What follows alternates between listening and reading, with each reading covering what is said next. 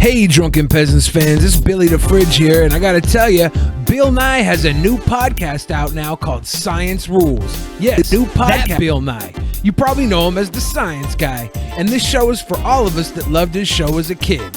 I used to watch it all the time. The parodies were like my favorite thing. He'd always have the science parodies. I loved it.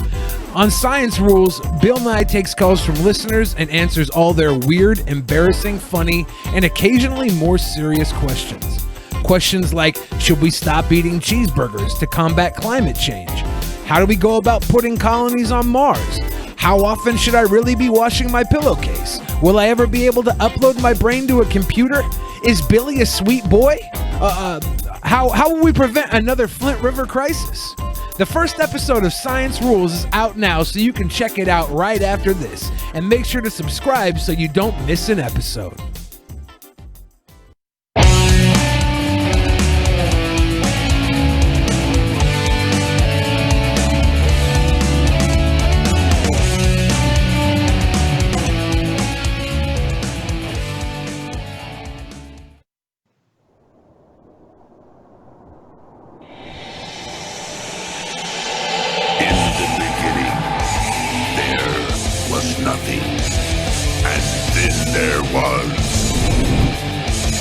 Drunken Peasants Podcast. Say, man, you got a joint? No, not on you, man. It'd be a lot cooler if you did. From the strangest corners of the internet, here to bring you opinions of the world from an altered perspective. Here are your hosts, the Drunken Peasants. Hello, everybody, and welcome to the Drunken Peasants Podcast, episode 571. And, joining us once again, we got Jeff Holiday. Welcome back, Jeff. Hello. It is a pleasure to be here with you all today. That's Jeff Holiday. We're merging and becoming the same person at this point. And for the first time ever, we have Paulita Pappel. Welcome. Hi, everyone. Hi. Welcome. Hi, how are you? We're doing really well. Our audience, they're very familiar with Jeff Holiday here. We make fun of him all the time on the show. He comes around so we can pick on him live. But they don't know you very well, Paulita. Would you like to give a rundown of who you are and what you do? I'd love to. So I'm Paulita Pappel. I'm a porn producer, performer, and director based in Berlin. I'm also curator of the Pornography Festival Berlin. So I'm all about, feminist porn and ethical, consensual sex and relationships. That's awesome. Yeah. Hell yeah. Ethical and consensual sex is my favorite type. So how did you get started with all of that? Well, actually, I started as a performer. I was really fascinated by the idea of porn, although I hadn't watched it too much, I have to admit. I met a bunch of queer feminist people doing radical porn here in Berlin, and I jumped on the boat. And then I, worked my way up and ended up doing the Earthsys podcast, working for Earthsys.com, and then I launched my own platform, lastyear.com, where real couples all around the world send their own sex videos. So it's look at Jeff smiling. I'm happy. One, that's awesome. I've known quite a few sex workers and a couple of people who've done porn. But there's also I got introduced recently to somebody who does work in the VR porn industry. Not only just for the sake of performances, but also the tech side. And I find it really fascinating stuff. But actually, I was laughing at the Patreon chat, and they were all calling me extremely homosexual, which that's fine. That's cool too. Not extremely. Not extremely. Just sometimes, right? I like to think of my gender as opportunist. All right.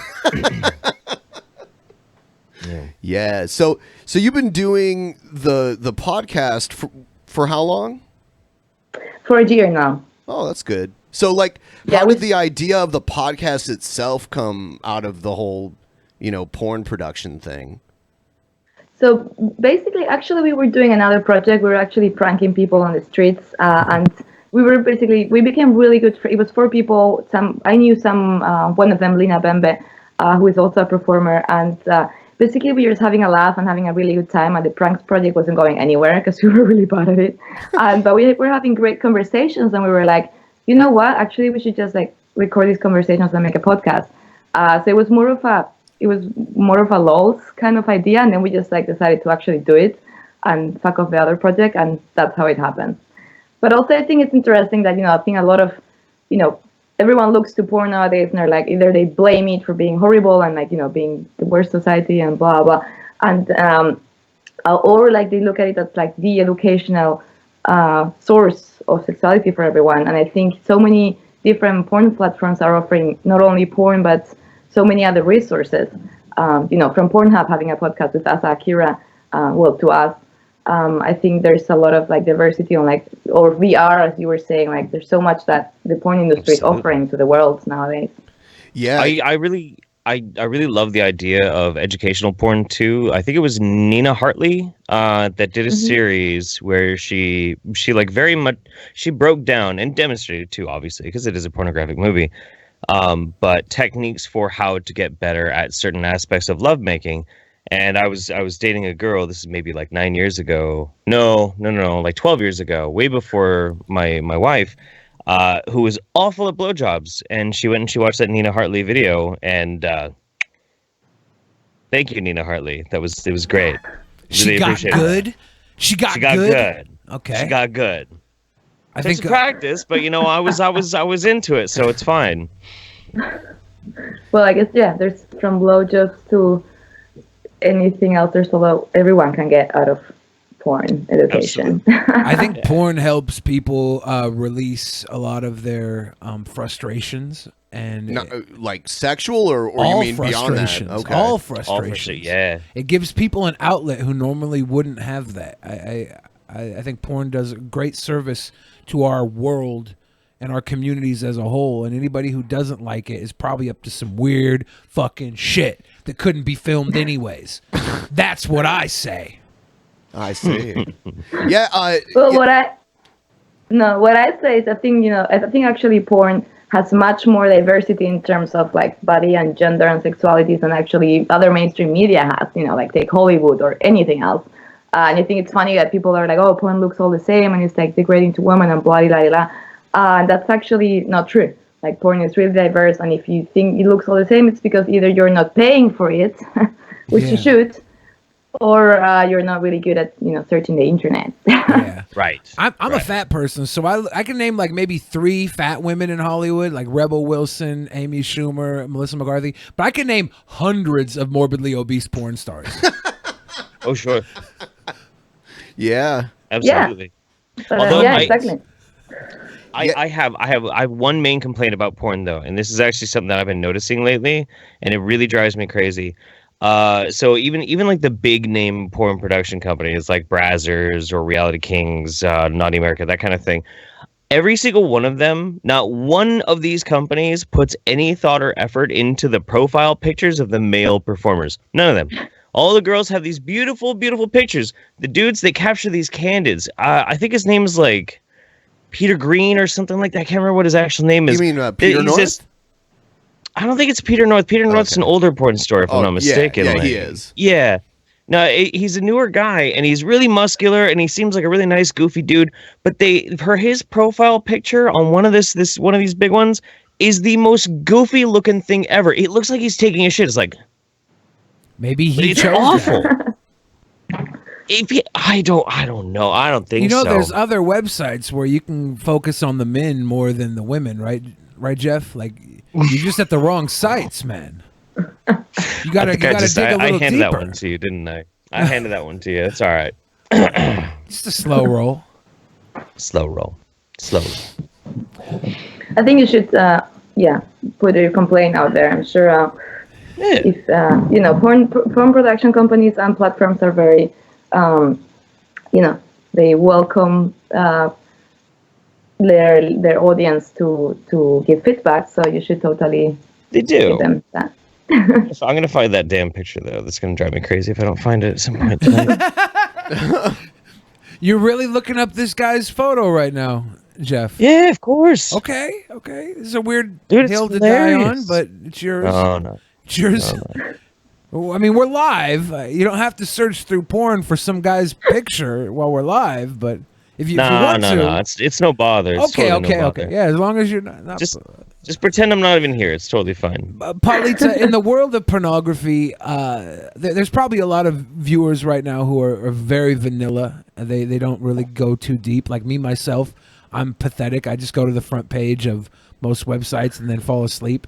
I have a very low libido, though, so that's my problem. But what would you recommend as like I guess like the new what's new and cool and kinky that's like that we might not know about as like babies to porn, you know? We're so brand new. What's something you could put us on to like get us started in a direction that might never end? Well, I think, I figure like maybe European porn is not so famous in the US, of course, because there's so many like big and great productions there. And I think, a lot of stuff that is happening in Europe is super interesting. I think from Erica Last, who you might have heard of, who is a porn director that has Six Confessions, who is doing like very high class, really like big budget production porn, to a lot of like smaller productions in Europe, like Ersis.com and Lustery.com, who are more about like documentary porn, which is like portraying people's sexuality, not so much in a scripted way, but more like natural, to the Porn Film Festival Berlin, where I invite you to join us every year in October, where we have really like a huge range and variety of any kind of porn, from post porn, queer porn, out porn, you name it. That's in October? Yeah, that's the end of October every year, and it's kind of like a big meeting of a bunch of mostly like feminist and alternative porn producers, performers, and directors. We got invited, Ben. Berlin in October. I've always wanted to go to Berlin. So. In October. Oh my God, you've never been to Berlin? You're missing out. That is cool. I've only been to Western Germany. That area, like near the Rhine River, that area over there. That's boring. Yeah. I've never left my mom's basement, so like I have a lot of work to do. No, Berlin is like the sex city right now, I'd say. That's what I heard. You totally have to come. Best sex parties, best everything, really. I need to go to Berlin, learn from Berlin, and bring it back here to Seattle, and teach my people here in Seattle how to really let loose. That's a really good plan. I support it. There's some pretty fucking crazy ass like fetish parties that happen up in Seattle though, man. Oh, I know they're crazy according to you vanilla beans, but we're into that Berlin next level shit now, dude. I'm bringing back like nuclear bombs of sexual explosions, okay? That's what I'm bringing back from Berlin. I'm on a mission. You got to get your passport first, though, Billy, which you'll never work do. on it. Yeah, whatever. This guy will never get his passport. It's one of the easiest things in the world to do. But here's the problem. That's why you'll never go. I have to get my birth certificate first, and that's what's holding me back. I have my birth wasn't certificate born and in I America. still haven't gotten mine. I haven't gotten my passport either. I'm technically illegal. So it's going to be very hard for me to get this birth certificate. I got to buy one on the black market. That's not a very good idea. I shouldn't be talking about it publicly either. No. Guys, that was just a joke. You know what? I think we should get into the news segment. He called me sir. It got me so humiliated. People are discriminating against wolves. Wow. They're laughing at us, at our stupidity. All right. Action news. And you better well learn to love it. This is a story I saw yesterday. It's pizzeria waiter returns lost $424,000 check to customer who didn't tip.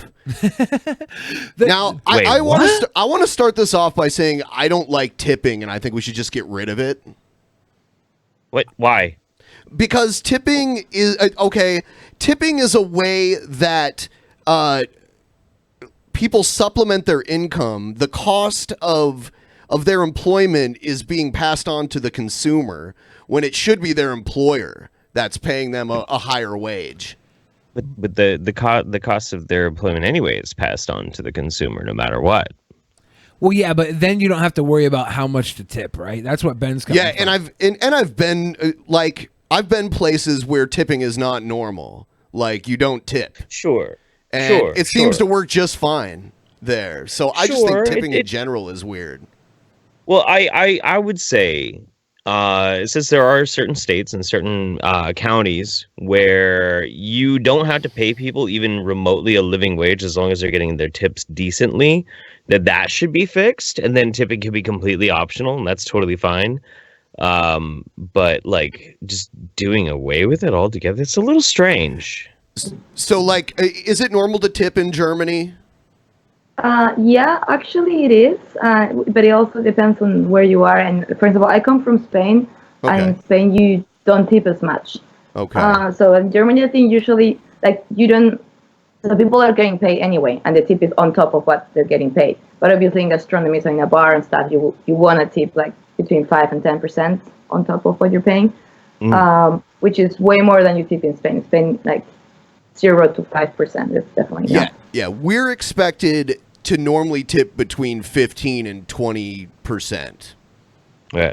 But because people are not getting paid, right? I mean, like that's their. Yeah, like they. Yeah. Yeah. That's part of it too, and there's also like if you're at a bar, it's pretty customary to do at least $1 a drink. Sure. Yeah. Now a lot of tipped employees, though, especially food service employees, they're allowed to get paid less than the federal minimum wage for non-tipped employees. So, what in is? Some places. What is the? Is it? Do they do that in Oregon or Washington? No, not in Oregon or Washington. Okay. No, they stopped Ohio, to make minimum. In Ohio, they pay people like $3.50 an hour who make tips. Yeah, they don't do that. New Orleans is like $2 and something, like $2.50 something. Yeah. It was insane. Oh my God, no! It's like €9 is the minimum wage in Berlin now.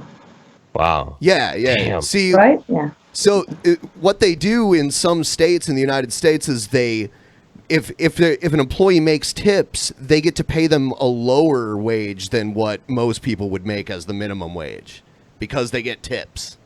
It's the weirdest thing ever. That's crazy. But I mean, I tip so that people like recognize me, and when I come in, they take care of me, and they don't spend my food, and they'll pour extra heavy, and like I don't mind tipping. It just I make sure I show the people who are servicing me a lot of love. You know. Yeah. So I like to tip so that when I don't tip, it's extra special, right? I always tip 20%, but like if someone was really bad and I don't tip, I'm like, you fucked up because I would have given you a great tip if you weren't mean. So we're gonna check this out. Basically, this woman didn't like this waiter, so she didn't tip him, and then she lost a check. I think it was like a cashier's check, just a $424,000 check. Yeah, no big I think deal. it was to put down a down payment on an apartment in New York. That sounds about the price of an apartment in New York. Yeah. For 9 years. Last Saturday, he was here working when a woman came in for lunch, seemed to enjoy the food, but when the bill came, she suddenly had an issue. She goes, question why there's not much, not too many women in the wall. The woman was upset about the pizzeria's photo wall and how it didn't have enough women on it, according to her. Markaj didn't quite know how to react. I was like, well, maybe, women don't need pizza. Summer is coming, as a joke. And then I walked away, and she left a note on it saying... yeah, that's what happened. He got mad about that. Yeah, so she didn't give him a tip, but she also left her check for almost $500,000 there. Paulita, do you eat pizza? Well, women don't tip me. Yeah, I love pizza. Okay, yes. so this guy obviously was wrong. Women do eat pizza. Where's the representation? The longtime waiter, now stiffed out of a tip, just brushed it off and began cleaning the woman's table when he noticed she left an envelope behind. Inside was a cashier's check for nearly $500,000. Well, how does he know that wasn't the tip? If there was no other tip, she left the tip for him in the cashier check. That's the tip? If there's no other tip, you have to assume that was your tip. You have to. Wait, how does it work? Can you cash any check? A cashier's check. If it's a cashier's check, yeah. Yeah, cashier's check is basically just money. This is basically a $423,987 bill that he could have just taken And 55 cents. And 55 cents. If it is a cashier's check, though, it's confirmed? Yes. Yeah, they just said it was a cashier's check. Well, how could you leave that? How could you leave $500,000 sitting around? That's the type of person that would complain about like the decor in a restaurant, right? Yeah. I'm like, if you enjoyed the food, but then you look at the wall and you're like, why isn't my grandma on the wall? I don't know. We just didn't put her up there. We weren't thinking about her. Do you want us to put one up there? Leave a small donation of $423,857, and we'll put any woman you want on the wall. It's that simple. Not so pleasant to you. Did you think for a second, whatever, I'll just trash this? Yeah, but when I opened it, it said Citibank. I figured it's something important. So instead of payback for being stiffed out of a tip, Markash chose to do the right thing. He brought the check to the store owner. They at first waited for the woman to return to Patsy's. When she didn't, they tracked her down. It took a few days, but eventually they were able to call her and let her know they had her check. It turns out the sizable amount of money was her life savings. She was using it to buy a home. She got here within 10, 15, 20 minutes. She was here actually crying. She was like nervous. She apologized. The apology was accepted. She offered to tip me, but it was, you know what? I did it for the sake of myself. So I was like, I'm not taking the tip now.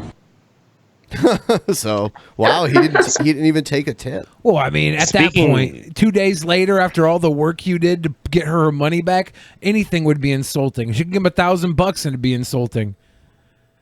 So somebody in the chat was saying, speaking of tip, you guys see Pro Jared's tip? Oh no, I did not see that. I avoided that like the plague. Was there actual tip? Yes. I'd never heard of this person before, and I saw his penis before I ever watched one of his videos. Yeah, whenever I hear about like a famous person's penis getting leaked, I don't bother finding it because I figure if they wanted me to see it, I already. He wasn't even famous to me. He's more famous now than he ever was before. I don't understand. So if I want to get some views, all I got to do is show off my dong. No. Are you sure? No. Wait, who are you talking about? Yeah. So there was right. He was a retro video game YouTuber. It's petty internet drama, is what we're talking about. Which is he had 1 million subscribers. He cheated on his wife. She blew up that he was a big cheater, and then his the photos of his dick that he'd been sending girls got leaked onto the internet. Oh, serves him well. I heard that he blocked her on Twitter and then announced that he broke up with her. Like that's rough when you break up with your wife and you block her and then tell the whole world. That's a hard way to do it. Like man. Black Mirror. Yeah. Well, and when somebody's dick or their nudes get leaked onto the internet, I don't want to look. I don't want to. That sucks. You should be able to consensually put that out there. But the curiosity is just so overpowering. I managed to avoid it when it's a girl, but not when it's a guy. I have to know what that dick looks like. I can't help it. That's the best thing about being a porn performer, that you're not worried to send nudes, because you're like, yeah, well, are you gonna lick it? Do I care? No. Yeah. Exactly. Fucking leak my nudes. I don't give a fuck. I should just go into porn, and then I don't have to worry about anybody leaking my dick pics. Yeah, that's the solution. Or you could just not send them, and you don't have to worry about them getting leaked. Well, I never have, but what if I want to in the future? I should just do porn, and then I can. That's so much. Well, I mean, if that's what you really want to do, fine. I'm just saying, it's an awful lot of work just to be able to send dick pics. I'm losing enough weight. I'm losing enough weight that my penis might be photogenic in the next few months. And that's that. I bet it's a beautiful penis. I mean, it's not there yet, but in a few months, maybe I got a really pretty penis. I don't know. And then what am I going to do? Then I have to think about whether I want to send that out to people or not.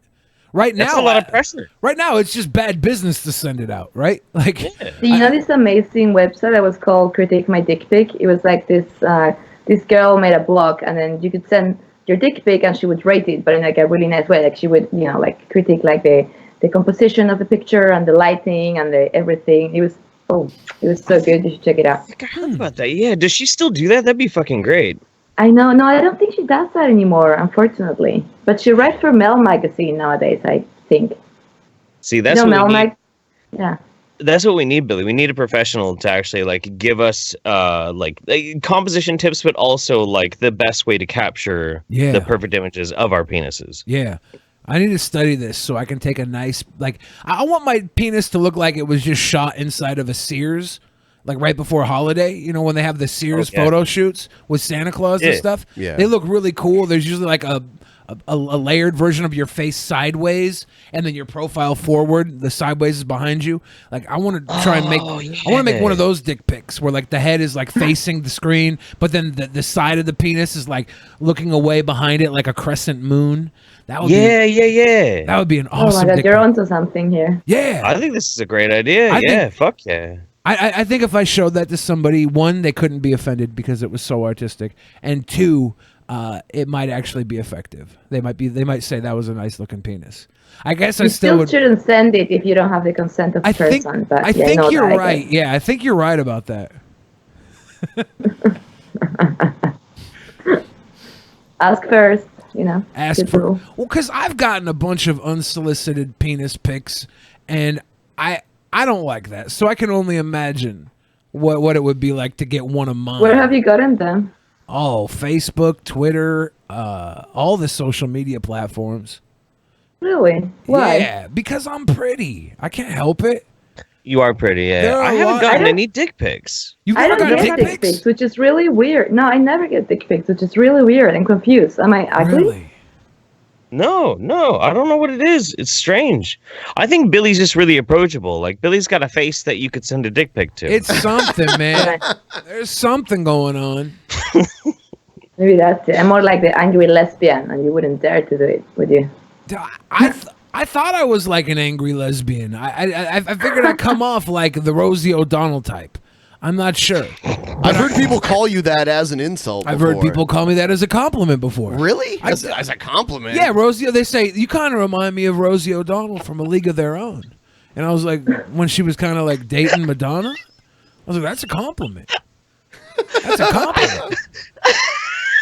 I'll take it as a compliment. Yeah.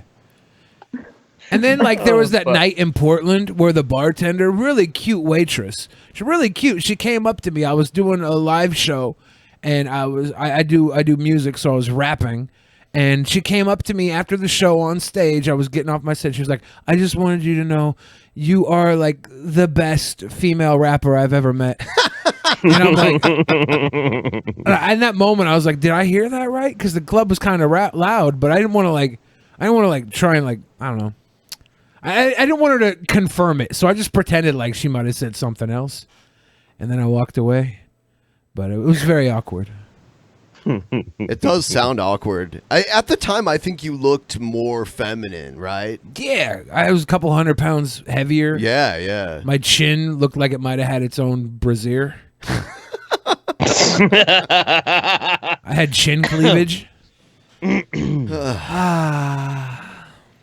I don't know, man. So this is a story that you sent me, Billy. Yeah, you always find these really disturbing ones. Man accused of waterboarding his 7-year-old daughter. This is why I sent it to you, because I didn't want to read it, right? I didn't want to read it alone. This guy's from Washington. Yeah. We're in Washington. Yeah. There's a chance that I'll read this and I know the person who did it, right?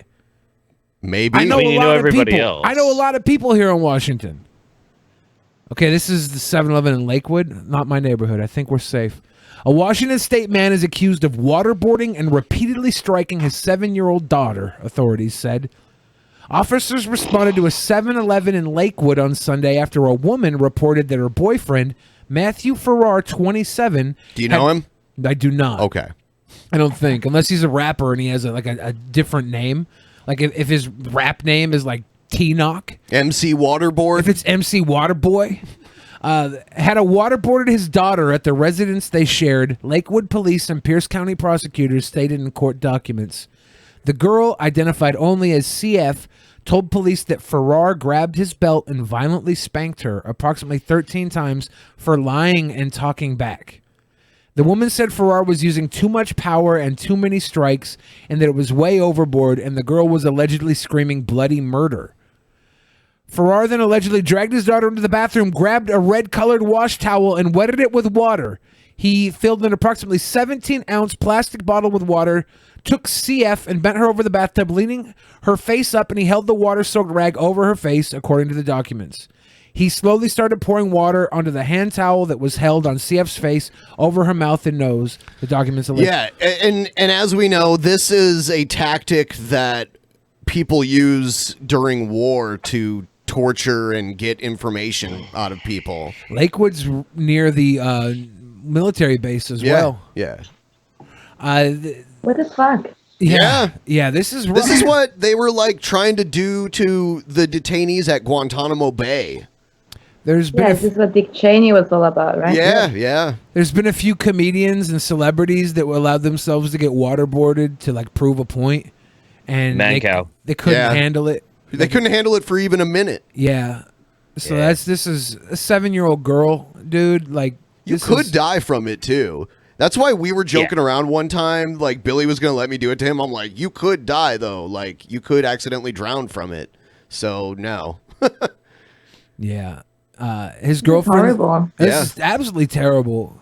His girlfriend said she believed he poured water for approximately 15 to 20 seconds. She said she could hear the girl gagging, crying, and gasping for air while yelling, "I can't breathe," according to the documents. That's the point. And then he said to the girlfriend, "That's the point. Shut up before the neighbors hear." Oh my God. I don't know. Like, should we waterboard him? No. Should we give back? Should we give back? I mean, a little eye for an eye. No. I'm not an eye for an eye kind of person, so I don't believe we should torture people, even if they tortured other people. So okay. Yeah, I'm there with you. How about? Okay, so no, we're not gonna do revenge on this guy. Like, not eye for an eye. Yeah, I don't think justice should exist for revenge. So No. Yeah. It should be an appropriate and measured response according to what the person does.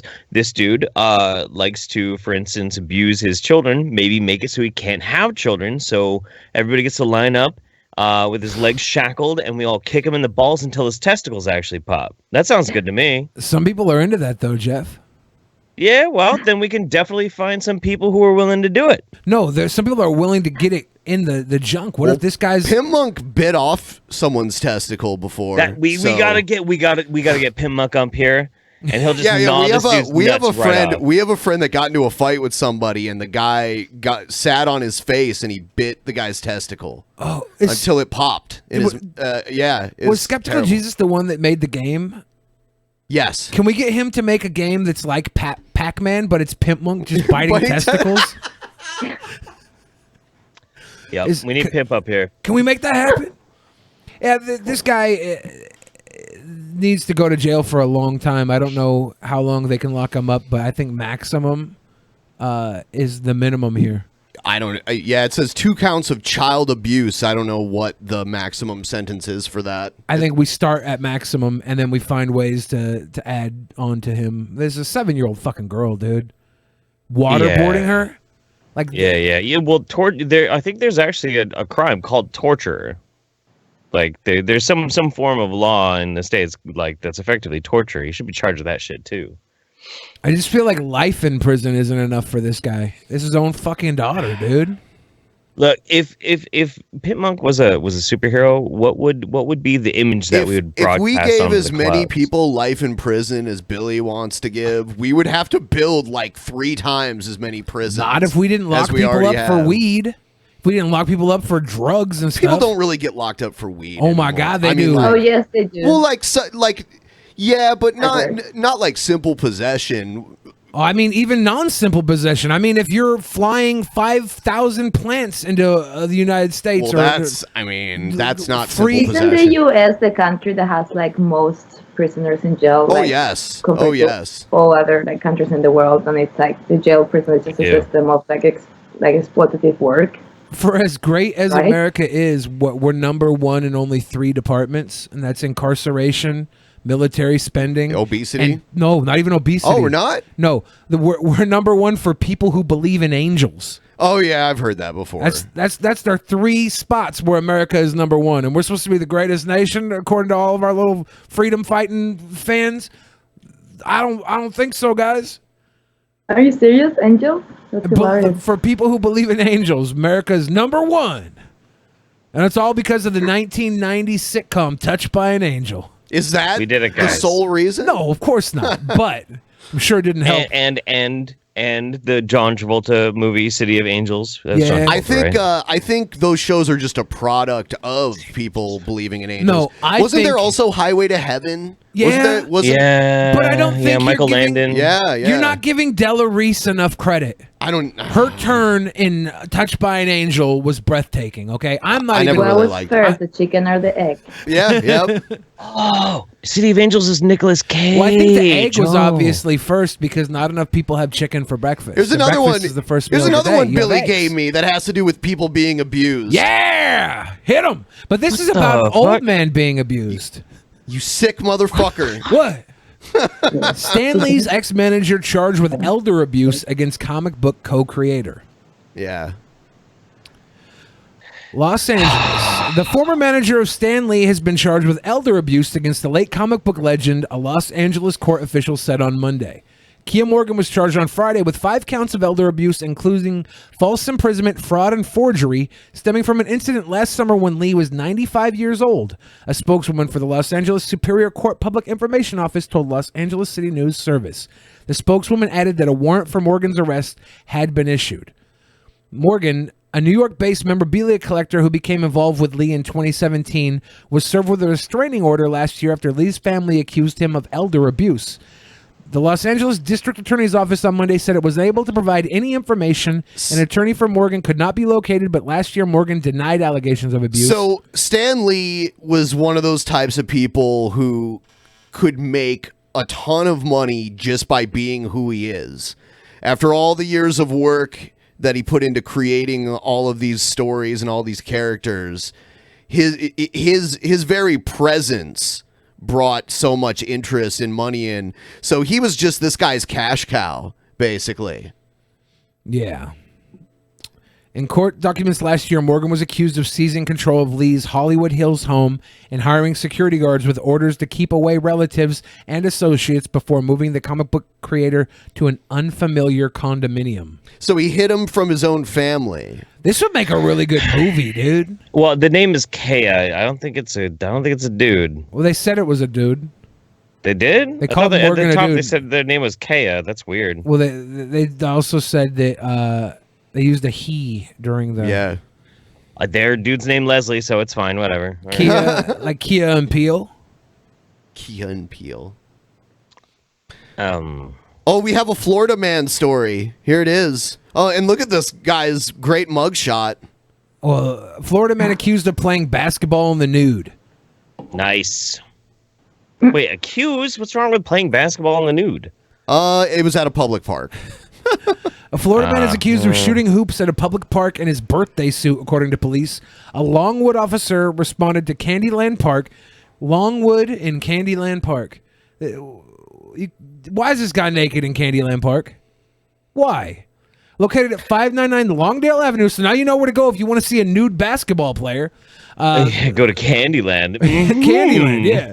7:30 p.m. on Sunday in response to a call of a naked man seen walking around the park.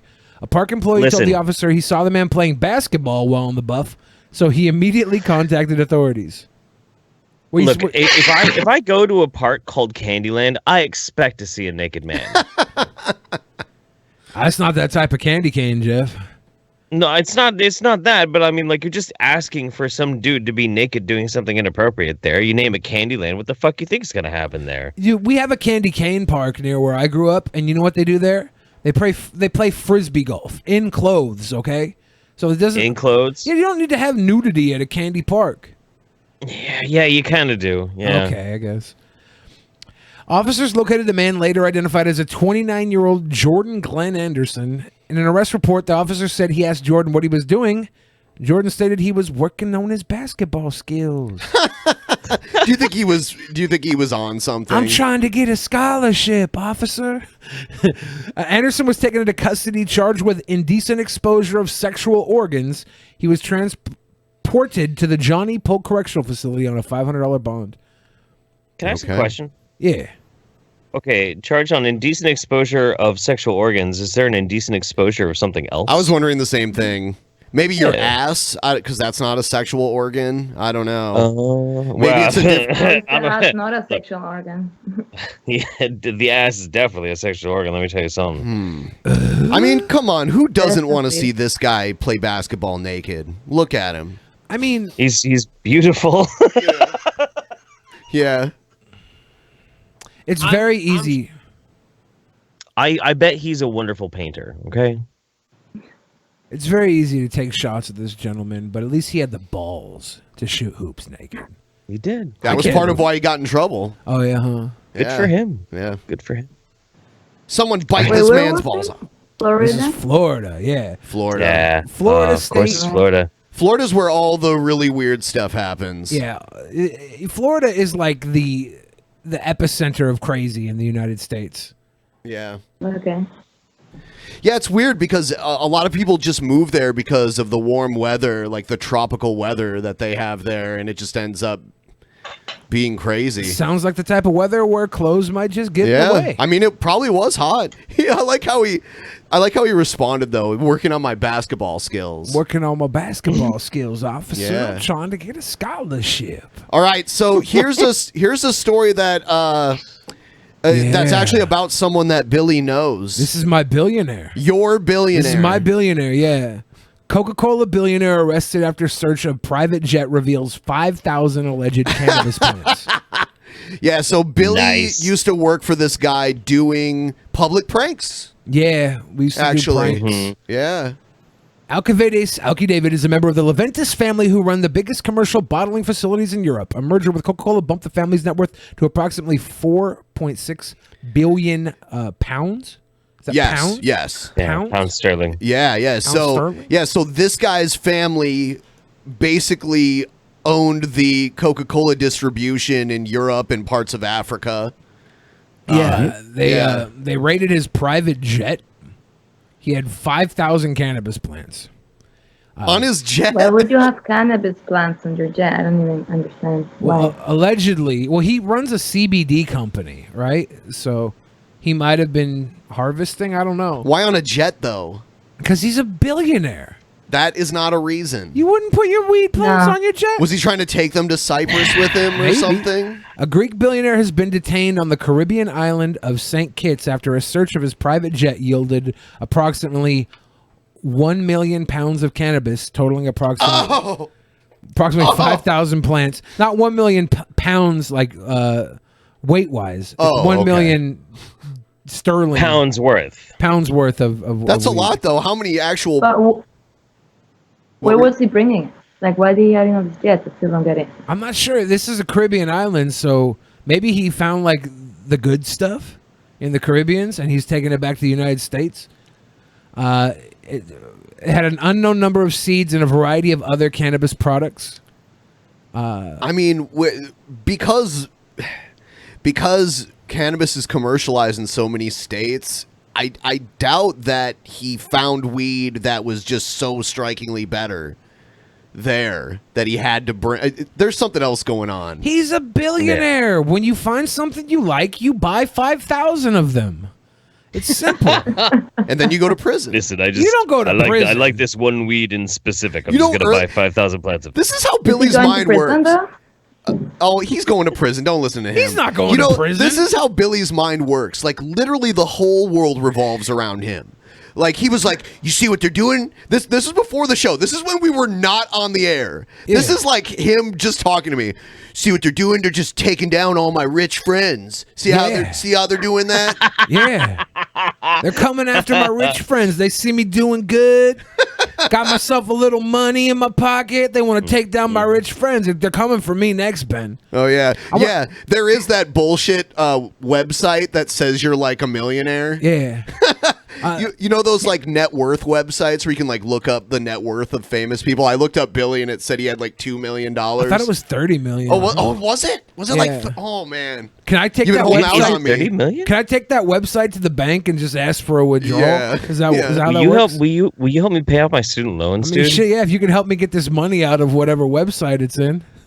Fucking done. I like this bumper here in the other articles they're linking to. It says, woman charged with smuggling chicken, waffles, and cannabis into Wisconsin prison to stand trial. Yeah. What is she doing? That's Chicken and waffles is so good when you're super high, though. She's got it going on. She knows what she's doing with her life. Isle of Man resident Alki David, 50, was arrested by the anti-narcotics unit at the Robert L. Bradshaw International Airport. He's been charged with possession with intent to supply, possession of controlled drugs, and importation of a controlled drug into the Federation after his plane was stopped by customs authorities. Jeff, did you see the documentary about Alki that's on Amazon Prime? I did. Okay. I fell in love with Alki David. Like this is a pure spirit. You can't put this man in prison. Free Alki David, dude. Like he seems so fucking cool. Here's the quote here. He says, David claims the plants are pure hemp, which is legal and contains negligible quantities of intoxicating compound THC, but officials disagree. Okay, officials are full of shit. Officials are cucks. Fuck those people. I mean, they don't know what the fuck you're talking about. either it does or it doesn't. They should be able to test that. Well, yeah, but my guy's leaving the Caribbeans on his private plane with a bunch of plants. They get a bad tip off. They come in, they make the steal, and they're gonna try and turn one over on my billionaire buddy Alki. I see him talking to Tommy Chong here, which is pretty cool. But is that a tattoo? Yeah, I believe so. I would think Alki could afford a better tattoo. What do you mean? That's probably something that means a whole lot to him. It's very sentimental. You are just like you know what? You should have $30 million because you're basically his attorney right Hell here. yeah. Alki could afford his a lot. PR agent. Alki could afford a lot better of things, but he chooses to go with what he likes. Like he could afford better talent to work with. Like he could have afforded not to have to work with me. But he chooses to work with people he likes. So he probably likes the guy who did that tattoo. He's like, I like this guy. Let him rule Someone my said, body. oh, like your tattoos are any better, huh? Yes, they are. Ooh, look at Ben. The world revolves around Billy. Play the Kato Kaelin cameo? Yeah, have you seen that? Oh, yeah. That's some good shit. That's some good shit. Kato Kaelin used to work with me for this billionaire. See, that's what I said. Yeah. I said to Dusty's owner, I was like, I think Billy knows Kato Kaelin. Yeah, Kato used to... Yeah. I used to talk so much shit to him, I feel bad. Me and Joe were so mean to him. That second paragraph, though, right there in the middle is pretty troubling, though. David was released after paying a cash bail of approximately $30,000 and is due to make another appearance at Basseterre Magistrate Court on May 14th. In the meantime, he must surrender all travel documents in his possession and report daily to the Frigate Bay Police Station. The charges will add to David's quickly accumulating pile of legal bills. Last month, the billionaire was ordered to pay $8.5 million to a former employee whom he allegedly fired after she refused to perform sex acts at work. That's bad. That is bad. That's really bad, man. And that's pretty bad. Okay, so yeah, let's hear it. Let's hear it now. And if you want to find that article and watch the article, I don't know if he made her told her to have sex with him or not. I don't know any of that. I wasn't there. But a lot of the stuff I don't recall. She said he made us watch porn at work. He made us do all these other things. And I'm thinking there, I was like, he would make us do that too. It was like a joke, right? It was a big joke, but I could see if someone wasn't in on it. I mean, it would be fucked up. I mean, not in a. I mean, even in that movie, he crossed the line, not in a sexual way, but like he was all the time. He was fucking with his. I remember all of his employees were sitting at their computers working, and he walked by them and slapped each one of them on the back of the head. He just smacked him in the head. He was kind of like he was a bully. Yeah, like I could see her getting 8.5 million pounds or whatever paid to her just because of the shit that he did, and nobody there bothering to stand up against it because they thought it was funny. Like, I thought it was funny. I was like, yeah. Like, he would always tuck his balls and dick back and do a mangina. Yeah. It's like, you kind of know what you're getting into, but if you don't know what you're getting into, you're definitely getting you definitely have an $8.5 million lawsuit on your hands. That's pretty fair. Yeah. So I don't know what to say exactly. Like, maybe he did fire her because she wouldn't have sex with him. I don't know that. But the other stuff that was in the case, I definitely think happened to her, and I think that she probably wasn't prepared for it. And so here's the Here's the Kato Kaelin cameo. Oh my goodness, this I can't. Oh look, it's Ben the Freezer, but this is about Billy the Fridge. Billy the Fridge. Billy, it's your birthday. Woo! It's me, Kato Kaelin, and Billy. By the way, I'm a huge fan of you co-hosting Drunken Peasants podcast. Oh my! Every day I try to listen to it, and yes, I do know Snoop Dogg, and yes, maybe one day I'll come on your show and sing, and yes, maybe I bring Snoop Dogg if he's known to be the. That's my Snoop Dogg imitation. Oh, I'm a fan of you, baby. I'm a fan, and you know what? I'm gonna also say, Dusty the Cockatiel. Dusty the Cockatiel is a beautiful bird, pretty bird, pretty bird, pretty bird. Dumb and Dumber reference. Anyways, Billy the Fridge, happy birthday to you. Do me a favor, It wasn't your Billy. birthday. It wasn't my birthday. Put this in the fridge Oh, for it's yourself. Stella. Let's celebrate. See you, Billy! Wow. I've never He seen was- this. He was so high energy. I mean, it's weird because he's famous because he was living in a house that a murderer lived in. Yeah. You know? Yeah. He's so high energy. High Pitch Eric is on Cameo. We Really? could get him to do one. Hey, this is Real Stream News. Yeah. I gotta tip my hat to him though at the end there with the celebration. Yeah. I do like Mia Stella. That was pretty good. Yeah. I enjoyed Stella back when I was a domestic beer drinker. Stella's not domestic. It basically is. No. It basically is. No, it's from Belgium. It's made by Budweiser, dude. No, it's not. It's like distributed by Budweiser, Yeah. but it's from Belgium. Before Budweiser bought it, maybe you could argue that. But they just put a brand. It's like me going to No. It's like me saying Foster's larger beer distributors will import beer from other countries, and they handle the regional distribution of it. I suppose. Actually, I think Budweiser might not even be owned by Americans anymore. So Budweiser's not domestic anymore? Well, I mean, it is, but I think their parent company. Once something becomes so corporate, I just assume it doesn't count as being It's gross. Budweiser's terrible.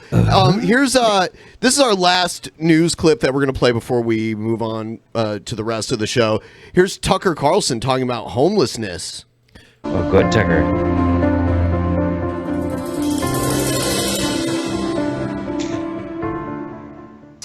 Suddenly, in big American cities, the homeless... Oh, man! They got our city and Jeff's city in these signs here. Sure does. Yeah. Sure does. Well, recently the Como News here in Seattle, which is owned by Sinclair Broadcasting, Seattle is which dying. is very right wing, did the Seattle is Dying documentary piece trying to point how homelessness needs to be stopped. And You know what? InBev owns. They bought. I'm sorry for interrupting. InBev is the company that purchased Anheuser-Busch, and they are actually based out of Belgium. So it's the other way around. It wasn't Budweiser that bought Stella. It was the company that owned Stella that bought Budweiser. That bought Budweiser. No shit. Really? Wow. Go Belgians. Fucking A, man. InBev acquired Anheuser-Busch 11 years ago. And they're headquartered in Belgium. Anyway. Interesting. What kind of beer? What kind of beer do you drink in Germany these days? German beer mostly, I guess. Yeah. But yeah, definitely Beck's is big, and all like southern beers like Helles and bayerisches beer. That's like Yeah. German beer is big in Germany. Yeah. I've had quite a few German viewers of my channel like send me German beer. It's fucking delicious. Which one? I don't. Do you If I could remember, I don't even know if I'd be able to pronounce it properly. Yeah. You know what? One of my favorite types of German beer I cannot pronounce. It's this one. Why? I can pronounce it for you. Wait, what is it? It's Weihenstephaner. Yeah. Weihenstephaner. Weihenstephaner. Yeah. Weihenstephaner.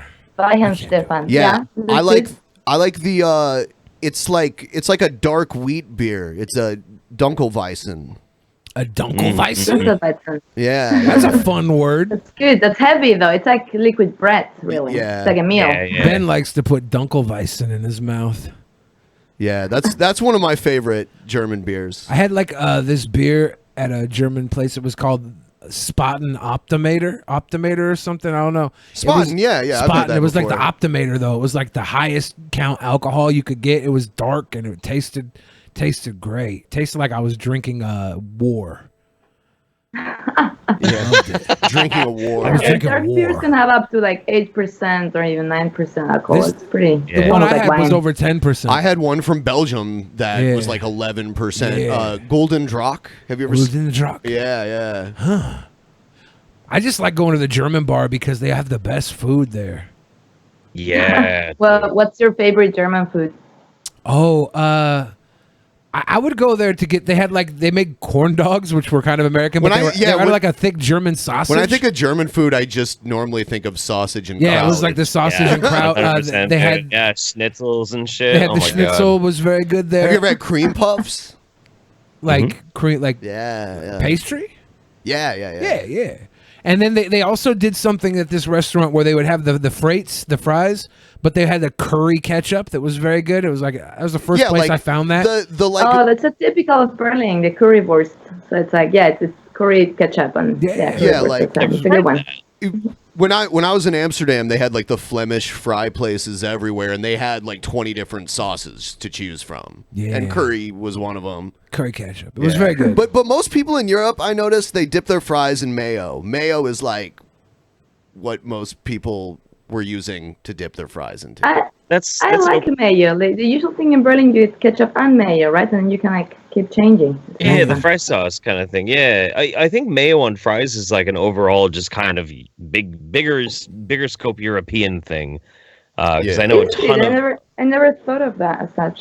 Yeah, a lot of Brits love mayo on their fries, but over here in America, like nobody puts mayonnaise on their fries. It's very strange. But we do fry sauce, and fry sauce is mayonnaise and ketchup mixed together, which is great. But they sell it Wonderful. like they'll sell it as like pre-mixed, and it'll just say fry sauce. They call it fry sauce because like if you just use mayo or even say like pass the mayo, I'm going to mix up the ketchup, everybody's like, oh, that's gross. But then if you have like fry sauce, they're like, yeah, no, that's good. It's weird. You know what Germans do? They mix Coca-Cola and Fanta. Coca-Cola and Fanta? No. That's good. Weird, and they call it mezzo mix. It's really strange. I don't like it. Mezzo mix. Mm-hmm. I had Fanta last night. I went to the casino and they have the free the freestyle machine. Yeah. So I got 0 calories, 0 caffeine, lime flavored Fanta for free. Felt like I got over on the casino. No, that's just what they do at a casino. Yeah. When you go to a casino, you get free soft drinks. Yeah. Yeah. Really? Yeah, because they assume you're gambling, so they can afford to give you the free, soda. And technically, I did gamble. I bought a buffet. And in Vegas, if you gamble, they'll give you alcohol for free. Yeah.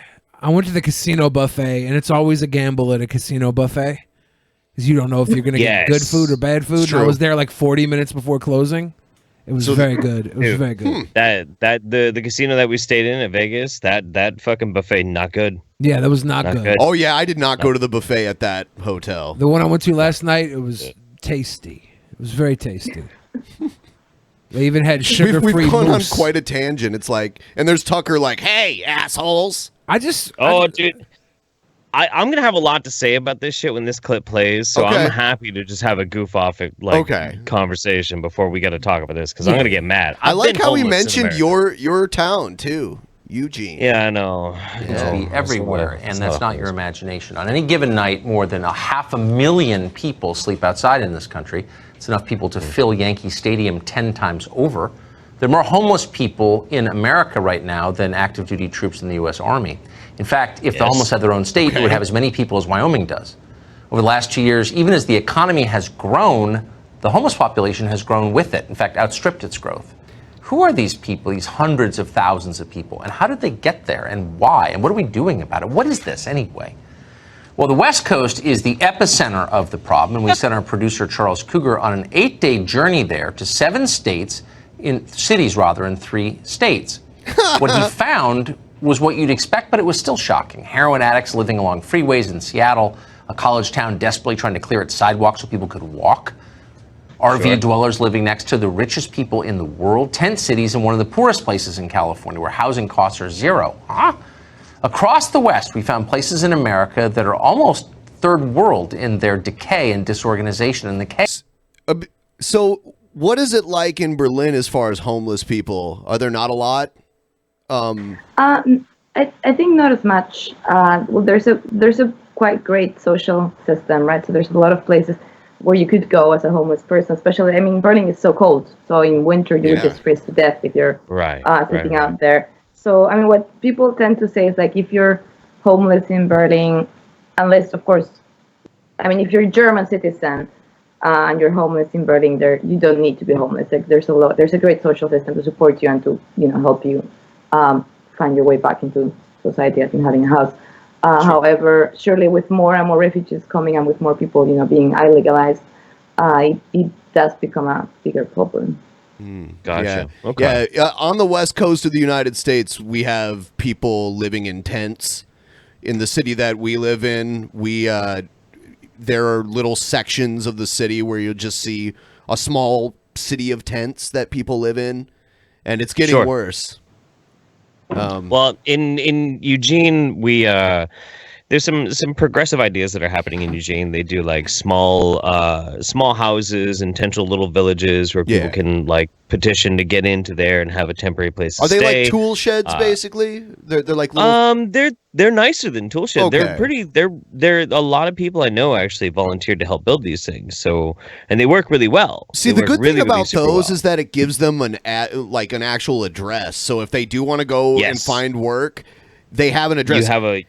You have a mailbox. You have access to a community phone that everybody can get messages and all that sort of thing. A volunteer takes down messages for people who live there.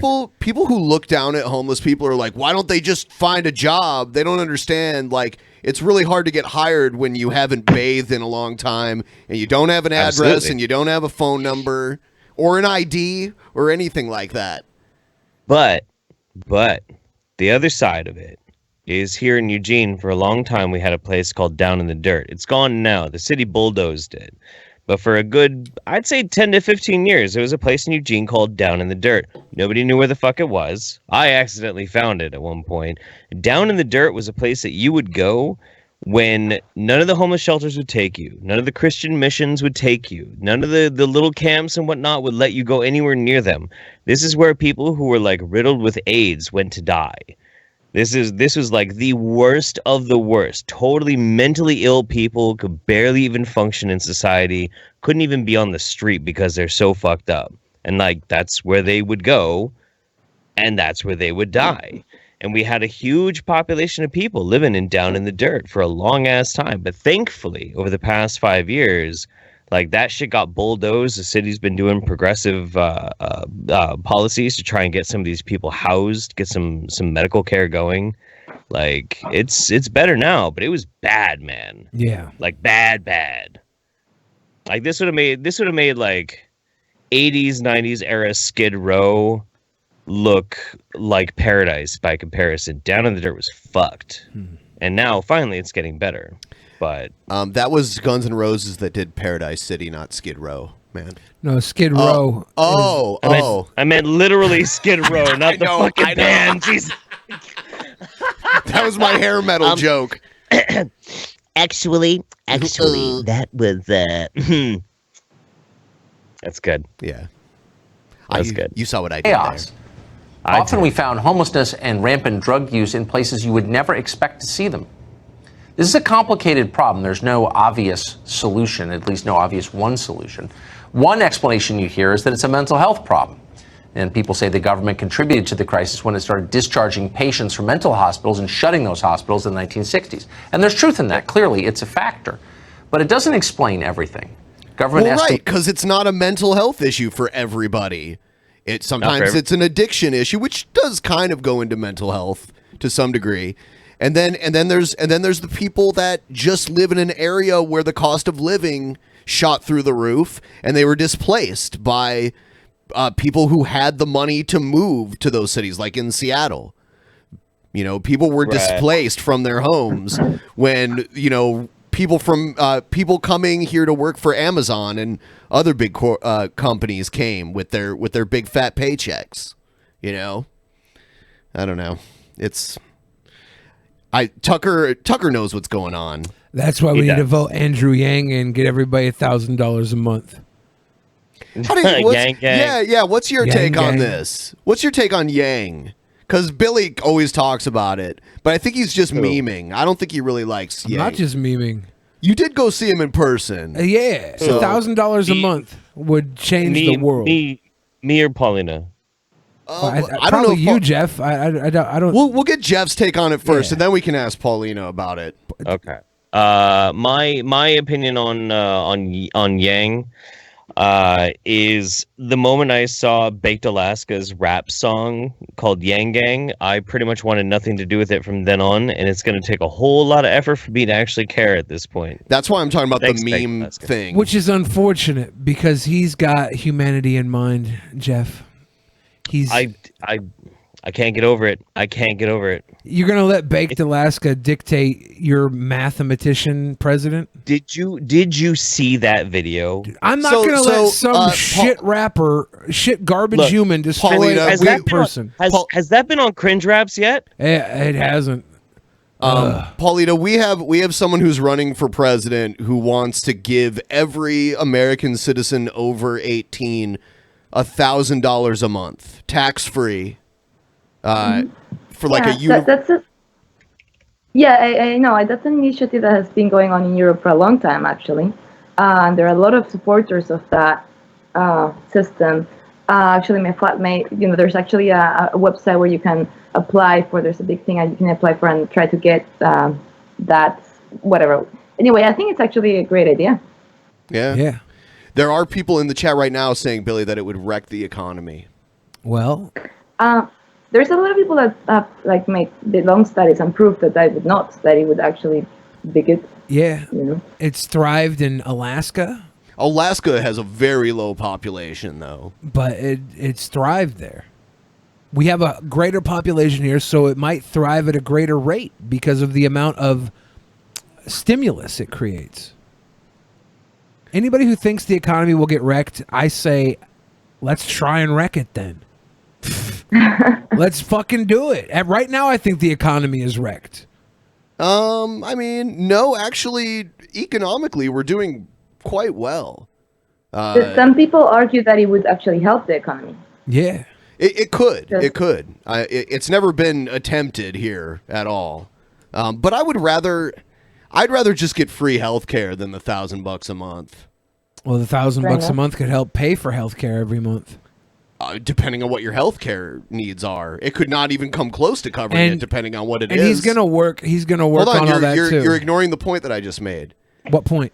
I'm saying your healthcare costs could be way higher than $1,000 a month, so it wouldn't do shit. And he's going to work on that. Good point. I'm all for free healthcare. I think. Yeah. I think I'd rather get the free healthcare than $1,000 a month. Why should it be rather? Why can't you have both? Because both of those are going to cost a lot, though. We're worth I'd rather have the healthcare. It's about changing the whole structure and changing the system, right? Yes. So, Do the math and make it work. Under the old way, it's not going to work. But the old way is wrong. People are saying Yang is for Medicare for all. Sure. Yeah. Demonstrate to me how you're going to get Medicare for all and give everyone $1,000 a month. It's called cleaning up all the frivolous spending we have in the medical industry. It's disgusting. He's not wrong about that. It's disgusting. He's not wrong about, and military spending has huge amounts of waste. We could probably totally do it with that as well. We could do it with military spending. We could make this work if we sit down and do the math and reformulate the questions we're asking. We reformulate the formula and we get different answers. Right now, we're wasting money. It's disgusting. I will join the Yang Gang as soon as we fire Baked Alaska into the sun. That's not happening. So we don't know that. I'll make a catapult and sit him in it. That will not work. If that's a good catapult, He won't even leave the atmosphere, let alone make it to the sun. I don't know, Ben. I did the math. You know what? As long as we try, I'll be satisfied. Oh, okay. As long as there's some effort put into it. Yeah, you can't let Baked Alaska ruin Yang Gang for you because Andrew Yang is a very smart businessman who is trying to restructure the way the world works right now, because automation, the robots are coming for us. They're coming for our jobs. They're coming for our livelihood. And we are worth it. You make it sound like the Earth is about to be invaded by like an army of robots. It most definitely is. We're looking at these homeless encampments right now. Sure. If we have robots doing all of our jobs, we're gonna need to put up a tent next to this fellow right here. It's that just about 25% of our homeless population is severely mentally ill, and that seemed about right. We were struck by how many of the homeless we talked to were not mentally ill. Many were totally coherent. Some of them were witty, even. Another explanation is that sky-high housing prices in places like California force families out of their homes. And that can be a factor, too. But it's not the overall answer to the question, what's going on? Because we found homelessness in places where the real estate market had collapsed, in places where apartment rentals go for just a few $100 a month, where working-class people can afford to live. So really, it's a question of drug addiction, alcoholism, financial problems, healthcare costs, housing costs, and family dissolution. They're all part of the cause of homelessness. In fact, in every story we listen to, at least some of those factors played a role. Okay. But it's still confusing exactly what's going on. No, it's not. You just named what's going on. How is it confusing? I don't know what his problem is. I was like, oh, okay, well, it actually sounds like he does know what's going on. He's like, no, but we still don't know what's going on. One of the richest places on earth. San Francisco has more billionaires per capita than any city in the world. The reason? Well, nearby Silicon Valley. It's generated unprecedented wealth. There were several multi-billion-dollar IPOs this year alone. But beneath this wealth is extreme inequality. The city of San Francisco has thousands of homeless people living on the sidewalks. If you've been there recently. There, see, he hit the nail on the head there, too. The income inequality. There's people making stupid amounts of money on top. Whoa there, Bernie Sanders. That wasn't what Tucker meant. That was a misspeak. No, I agree with you. Like, it really does feel like Tucker understands this whole fucking thing, but he just the programming glitch that the CNN programmers or our Fox News programmers put in his head is like misfiring. That's crazy. Yeah. So I can't watch the whole piece anyway. It's just no. It's driving me crazy. The sad truth of the matter is that there's a lot of homeless people in the country, and a lot of them flock to the West Coast anyway. If they have no other prospects for very specific reasons. Washington, Oregon, and California have some of the best benefit programs in the entire country for people who are homeless. They just do. They've responded to the massive homeless problem by also funneling funds into trying to take care of these homeless people. So it makes it kind of like an appropriate sanctuary place for people to go and at least try and have shelter and not freeze to death over the wintertime. And it's unfortunate, but these people far too often, and I used to be these people. I was homeless in Eugene for a long time, homeless in Portland. Went up to Seattle for a few weeks because I was homeless there as well. That just kind of get brushed off, and nobody really understands why they're there, and they just become like political talking points. And it's really frustrating. Well said. Yeah, I agree. I don't have any answers for it. It just sucks. Yeah, it's a complex problem. He named a lot of the factors that cause homelessness, and he mentioned the income inequality. It's weird. Like, I can drive 10 minutes and I'll be right near where Jeff Bezos and Bill Gates live, and I can drive 10 minutes in another direction and I'll be near a place where, people are sleeping in tents under an overpass. Yeah. It's craziness. It is. It's too bad. I mean, there's far too often people just dehumanize the homeless population, and it's really dude, it's honestly really fucked up too, because some of these people, especially like the older people that are out on the fucking streets and they're shivering in the cold under a fucking tarp, they barely understand how to like survive in that kind of inclement weather. A lot of these people are fucking elderly. Yeah, this is like somebody's grandma or grandpa who's just mentally fucking incapacitated and doesn't understand how to take care of themselves. They end up on the street. It's fucked up. I agree. Yeah, so we're going to move on to the next segments here, but before we do that, we're going to have Billy read the Streamlabs. Feel free to send in some Streamlabs to help us out here. We had some unfortunate stuff that happened recently. Some like chargebacks came through. I'm not going to name any names, but we had a bunch of surprise chargebacks that happened. Surprise. So in reality, we didn't meet our goal last week, but I'm going to honor it anyway because you guys are great and you deserve it. But if you could find it in your hearts to help us out, that would be great. Anyway, surprise. Go ahead. This person obviously doesn't know what they're talking about. Pussy Crusher 6669 says, "I'm glad you decided to have Mercedes back on DP." This is not Mercedes. We don't have Mercedes. From what I understand, her genre of porn is very different from what Mercedes did. So, you're the third person we've had on the show that does porn. We had Mercedes Carrera, who's now unfortunately in trouble with the law. So I believe her career is probably over. And then we had what's her name? Paige. Right? That's her name, Redhead Redemption? And that's not including all the amateur videos that people have put out, like the Milo Yiannopoulos'. Oh, okay. Yeah. Yeah, the other two girls we've had on that did porn, they did like the more mainstream kind of stuff. Mhm. Yeah. Right. Which is great. Yeah. I mean, like, there should be. I think there's a lot going on about, like, now the press is taking to talk more about porn, but they're like, oh, there's this whole butt porn still out there, and now there's good porn out here, and it's like, no, that's bullshit, like, all porn, they're just different genres, and everything is great. We just should stop blaming porn for. Yeah, the only porn that we should shame is tall porn. Tall people shouldn't be in porn. Tall? Yeah, really tall people, like 7 foot tall. That's not cool. I don't agree with it. So I'm with it. It's funny. A lot of porn people are really small, and I've been wondering about why this is. I'm super tiny. I'm like 155. Yeah. How tiny? Train. Thank you, PT Ham. How tiny did you say you were? Well, it's 1.55 m. So I don't know what's that in feet. I guess is it like 5.1? Is that? I think don't so. know. Like, yeah. I'm super tiny. Yeah, I like that. I'll tell you why this is. Okay. I'm a tall person.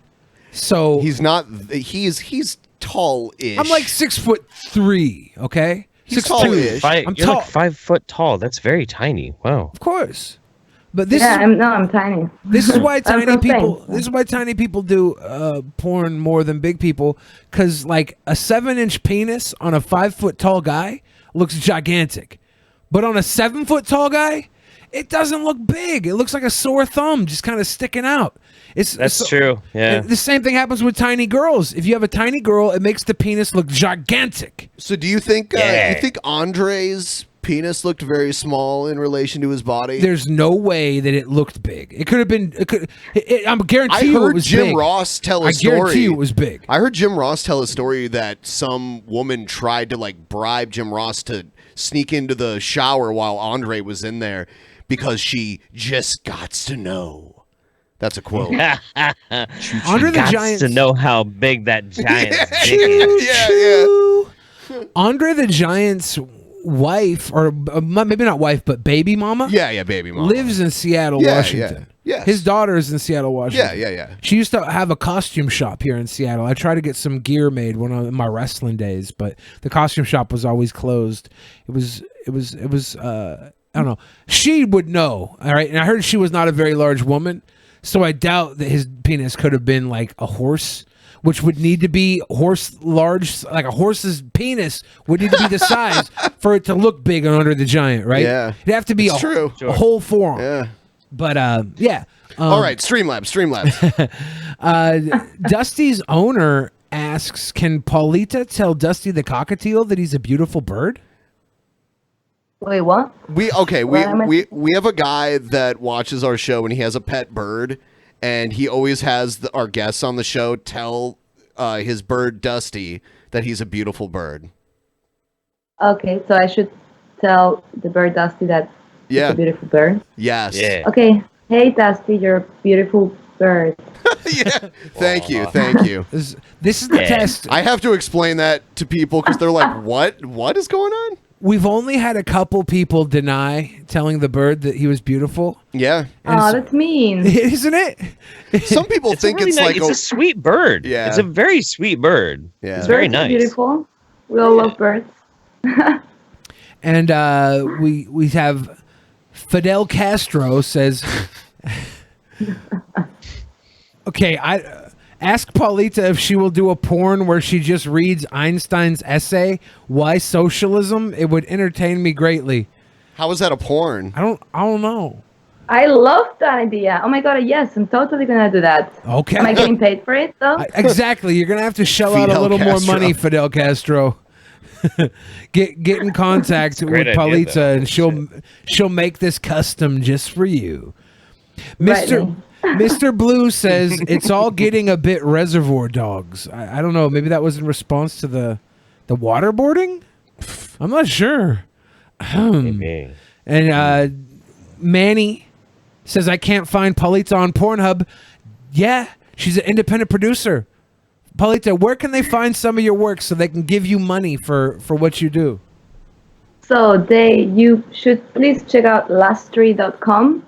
That's my platform where you watch all the porn that I'm producing right now. You can watch ersys.com, which is ersys/podcast.com is where the podcast is, and Ersys has a bunch of videos where I'm performing also.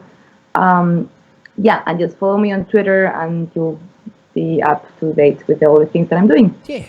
Hell yeah. And we also have Crab90 says Viva la cannabis. Viva la cannabis. Yeah. Joe Biden's hands says one website says Billy is worth 70 million. I want that website. I need to make a withdrawal. Where do they get this information from? Probably because of how I carry myself. Do they think Alki gave you? Maybe it was one of my other millionaire friends.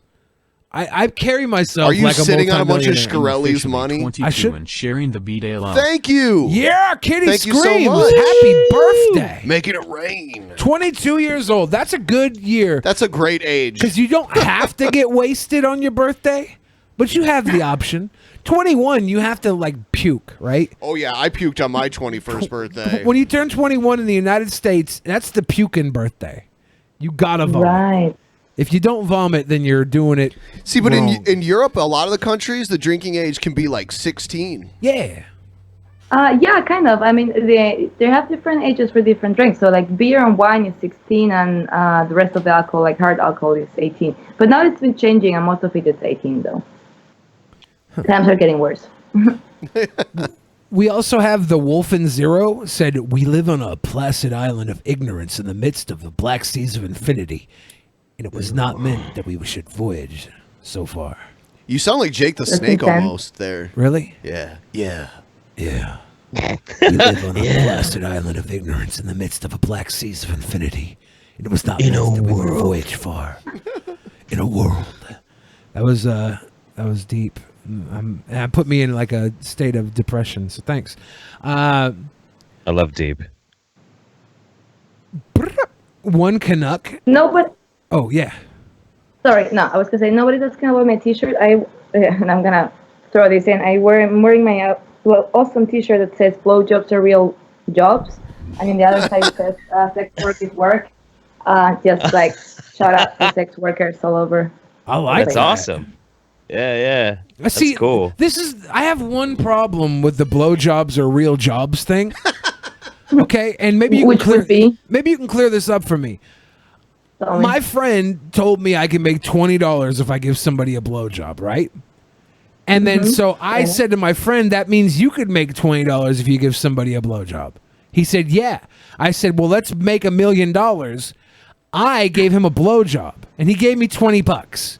And then he gave me a blowjob, so I gave him $20. You broke even. And then he gave me a blowjob. We did that 500,000 times, or however much it would be to get $1 million. And at the end, we were stuck with $20. Only one of you, though. You know what, though? That's a very philosophical question you're putting out there. It's like Achilles and the turtle, right? Achilles will never get the turtle. You know what I mean? Yeah. Yeah, Joe wants to know who your friend was, Billy. It was Joe. Okay. Do you know how many blowjobs you have to give to make $1 million at $20 a piece? A lot. Yeah, so when we ended up having $20 between us, I was very mad. You have that other story though that was legit. You almost became a sex worker. Yeah. You almost pooped on a guy for how much money? 10 grand. 10 grand. This guy was like attracted to fat people. Yeah, and I'm like the Marilyn Monroe of obese dudes. Yeah. Very attractive. So very fat. So he's gonna pay you 100 grand to 10 grand to take a poop on him. Oh, I thought it was even more. No, it was 10 grand. He said, I'll give you 10. He said, how much to take a poop on me?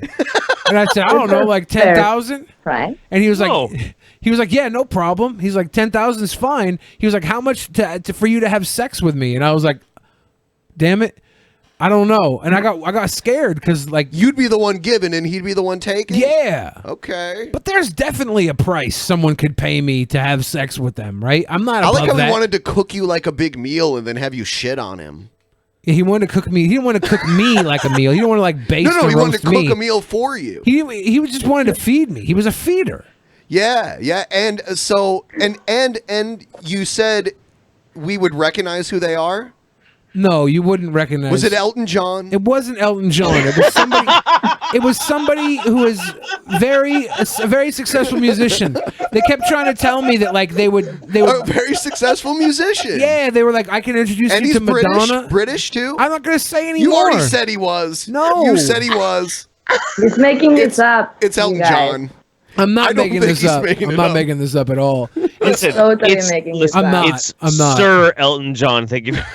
Oh yeah. He would have done it for 10,000. He would have done it. This is why I didn't do it. I was all ready to do it, but then I ran into one of my childhood idols as a kid, right? I was big into pro wrestling as a little kid, and I was at the airport. I was filming something for MTV, and on the flight back, I was in LAX airport, and Jake the Snake Roberts, one of the guys I grew up watching on TV, old time pro wrestler, came up to me and he gave me like this talk. He's like, "We gotta get you to lose some weight."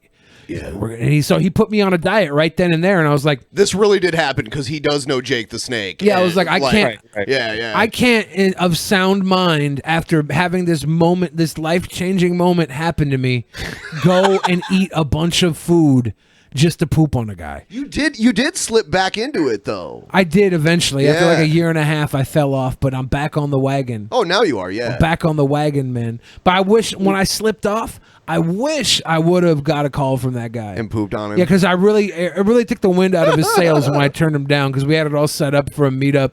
I was going to go take a big dump on him. I probably would have banged him for like 50 grand. I probably would have. Okay. I have a question. Yeah. Oh wow. Okay, hang on. I suddenly feel really high from this whole story. You like it?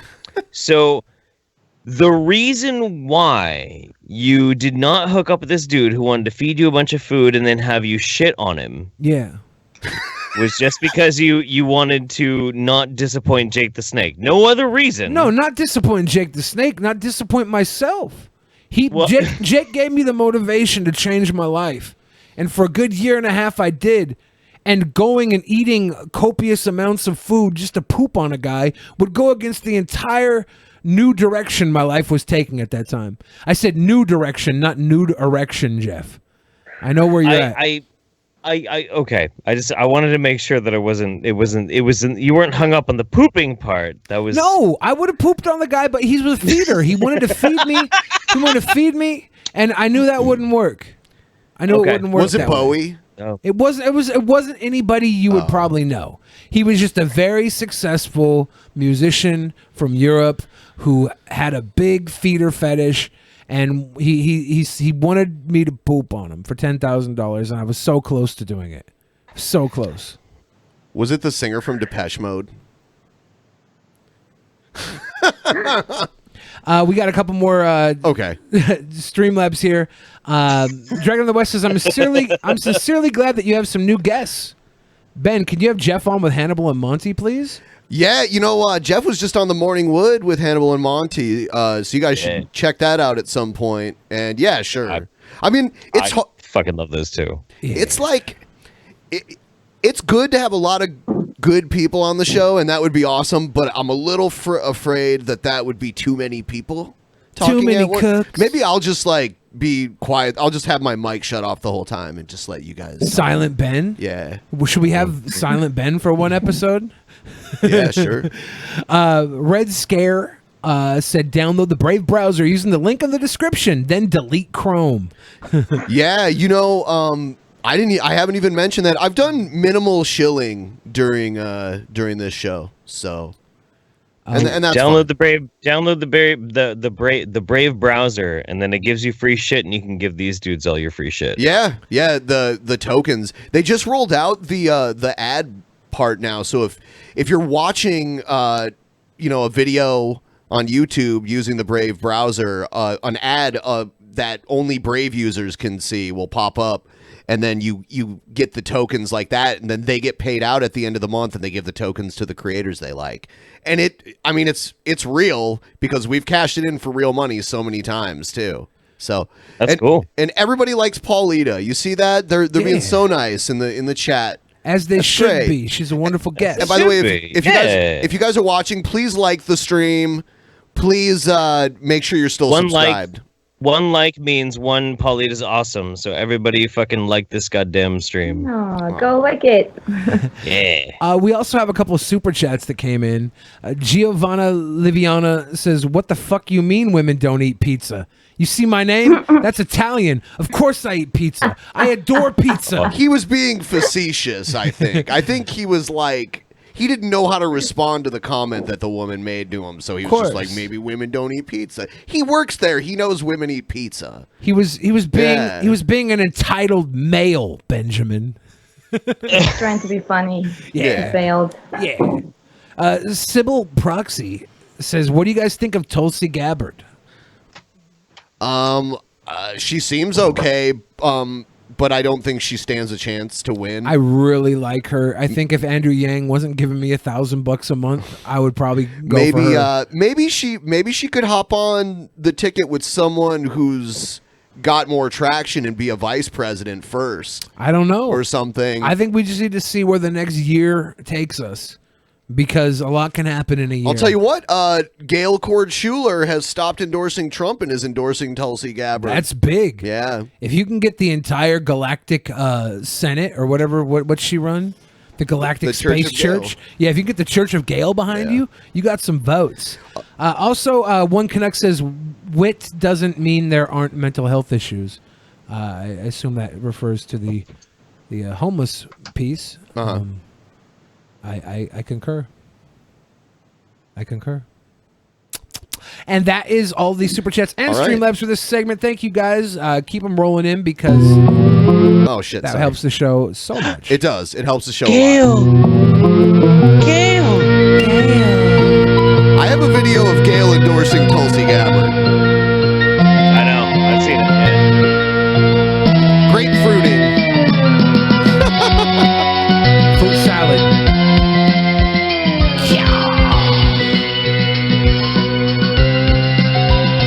This is how you get nightmares watching this kind of stuff. That's what I like about this. It's very nightmarish. I was told mushrooms give you nightmares.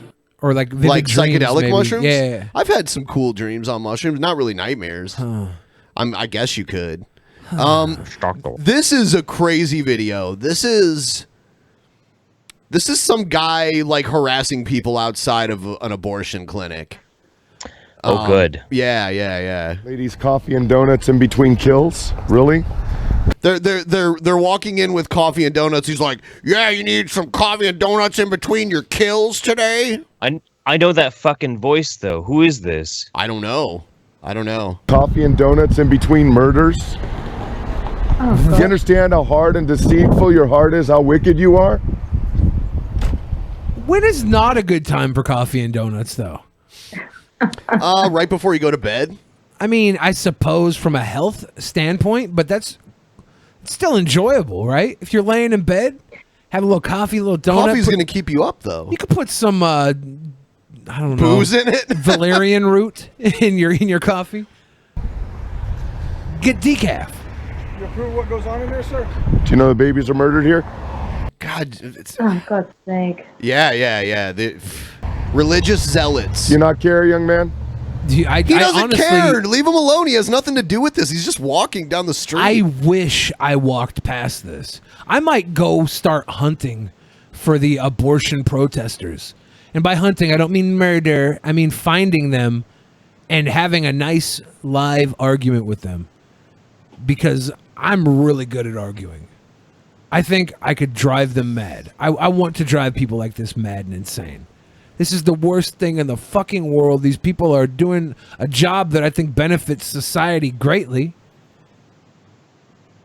And he's over here harassing them. They need those coffee and donuts. They also harass people going into the clinic, like people who have appointments there. Yeah. I've seen that in other and a lot of people go in there to just get like other things done. It's not straight abortion. Well, and then also it's like there are also people who like medically get abortions because they're told to by their doctor that, you know, they could be seriously harmed. I don't care if they just got it for fun. Sure, but that doesn't matter. Yeah, sorry, that doesn't matter. Like, whatever reason someone is getting an abortion, they should be able to have a safe.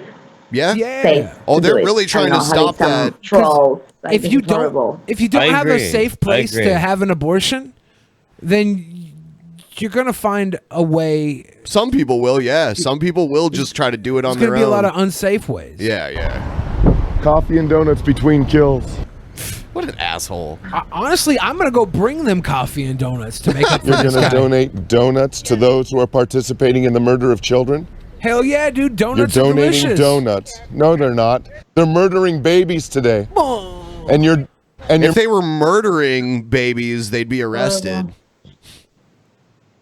And who knows? Maybe they take the fetuses after they're done with them and they place them inside the jelly donuts and they sell those because stem cells are great for your complexion, right?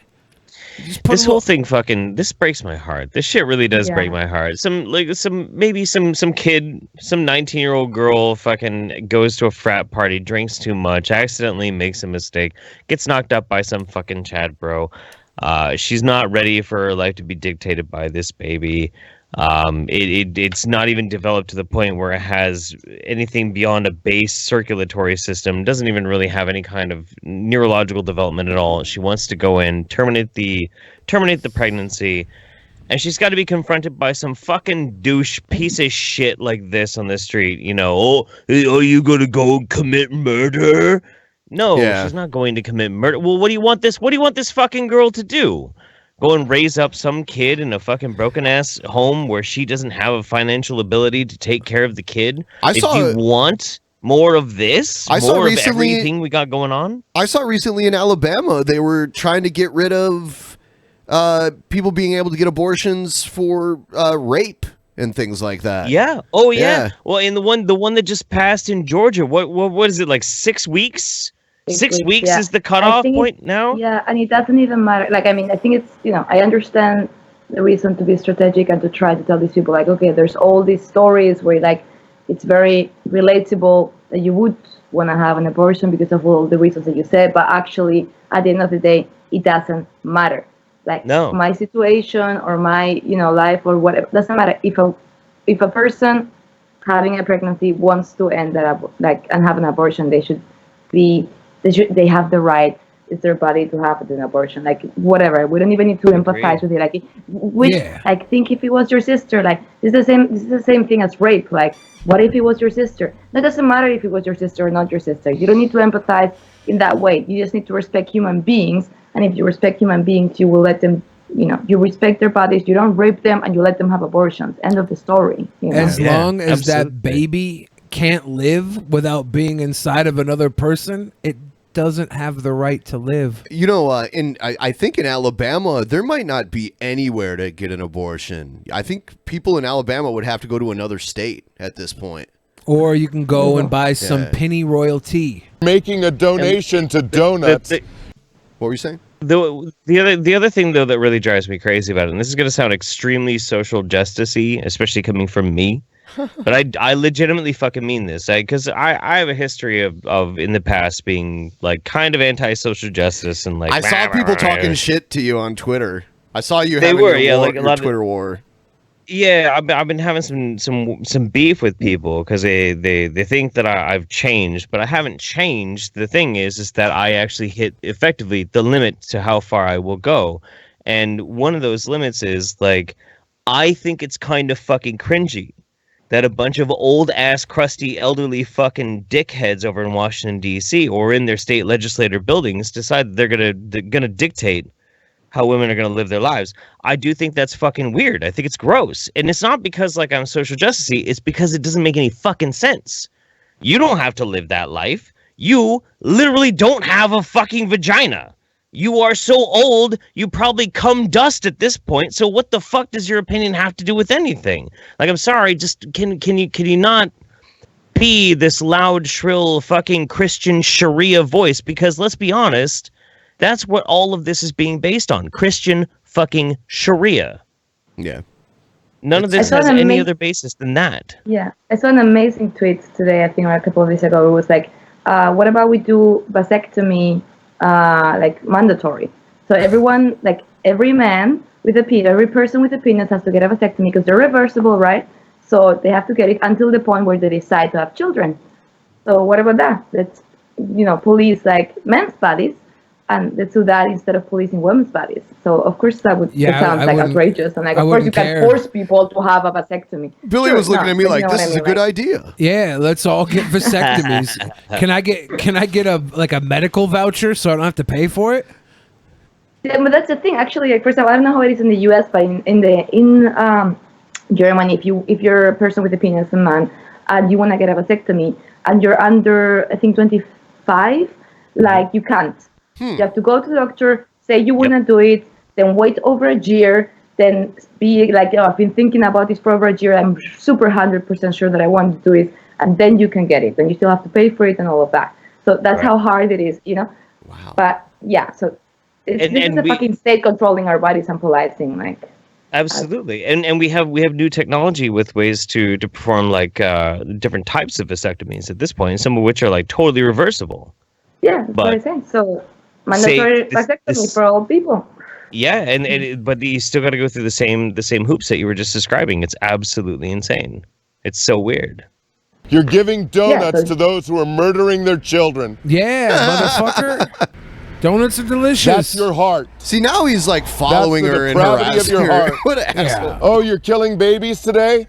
Have a glazed donut on me. I think that's fair. You're going to stand before God. Let's give them glazed donuts. And give an account. At lunchtime, we'll have pizza. At dinner, we'll have donuts some to murderers. Pot roast.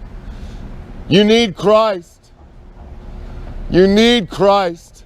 Maybe Christ what a for wicked fucking heart. What? Disgusting. That's his shield. This guy has Christ. That he can use to be hate. That gives him validation to be hateful. This guy has Christ, and it's not doing much for him. If they're hateful because that's what their religion says, then that gets a pass by a lot of people. Oh, you're murdering babies today. Here's a donut. How much different is this You than need Alex Jones telling the entire world that to go harass Sandy Hook parents? Like, it's not. This is not too far off from that. This guy's harassing people. Yep. Oh. All because Magic Sky Leopard in the Sky said, kind of maybe said something, and then like 15 different people like played the game of telephone, and it got put into a book, and then this person read it, and he's like, well, I'm just going to go spend my afternoon hassling people about what they're doing that has nothing to do with me. Mm-hmm. I want to bring this guy some donuts with laxatives in them. I want to bite this guy in the ball. Oh, damn, you're going to pimp monk him? Oh, no. No. If I go to a place that has a bunch of screaming children, it makes me want to get a vasectomy. Like if I go to like the zoo or something like that. Oh, sure. Yeah, I'm always like, oh man, no thanks. Dude, they got super safe ways to get vasectomies now that like are totally reversible. Yeah. Like they're it's in and out. It's about as uncomfortable. It's less uncomfortable than a hangnail on your finger for like a half an hour or so, and then you're fine. Like, and then you literally cannot get somebody pregnant. You can literally blast your fucking orgasm inside them as much as you want. You're not going to get them pregnant. Why would you not do that? You know, if men would get pregnant, there would be like abortion pills in like machines at the station, like in the subway station to buy. I'm sure. Like, that would be a thing. You know? There should be Uber for morning after pills. For Plan B? Yeah. You just type your little app in, some person comes and drops off a little pill and says enjoy, and it should be funded by all the Christians that don't want actual abortions. Just peel that shit up. People say I should go get it done. Well, first of all, I'm married. But second of all, okay, fine. Yeah, no, fuck it. I'll go do it. My pull-out game is so strong. I'm not worried about getting anybody pregnant.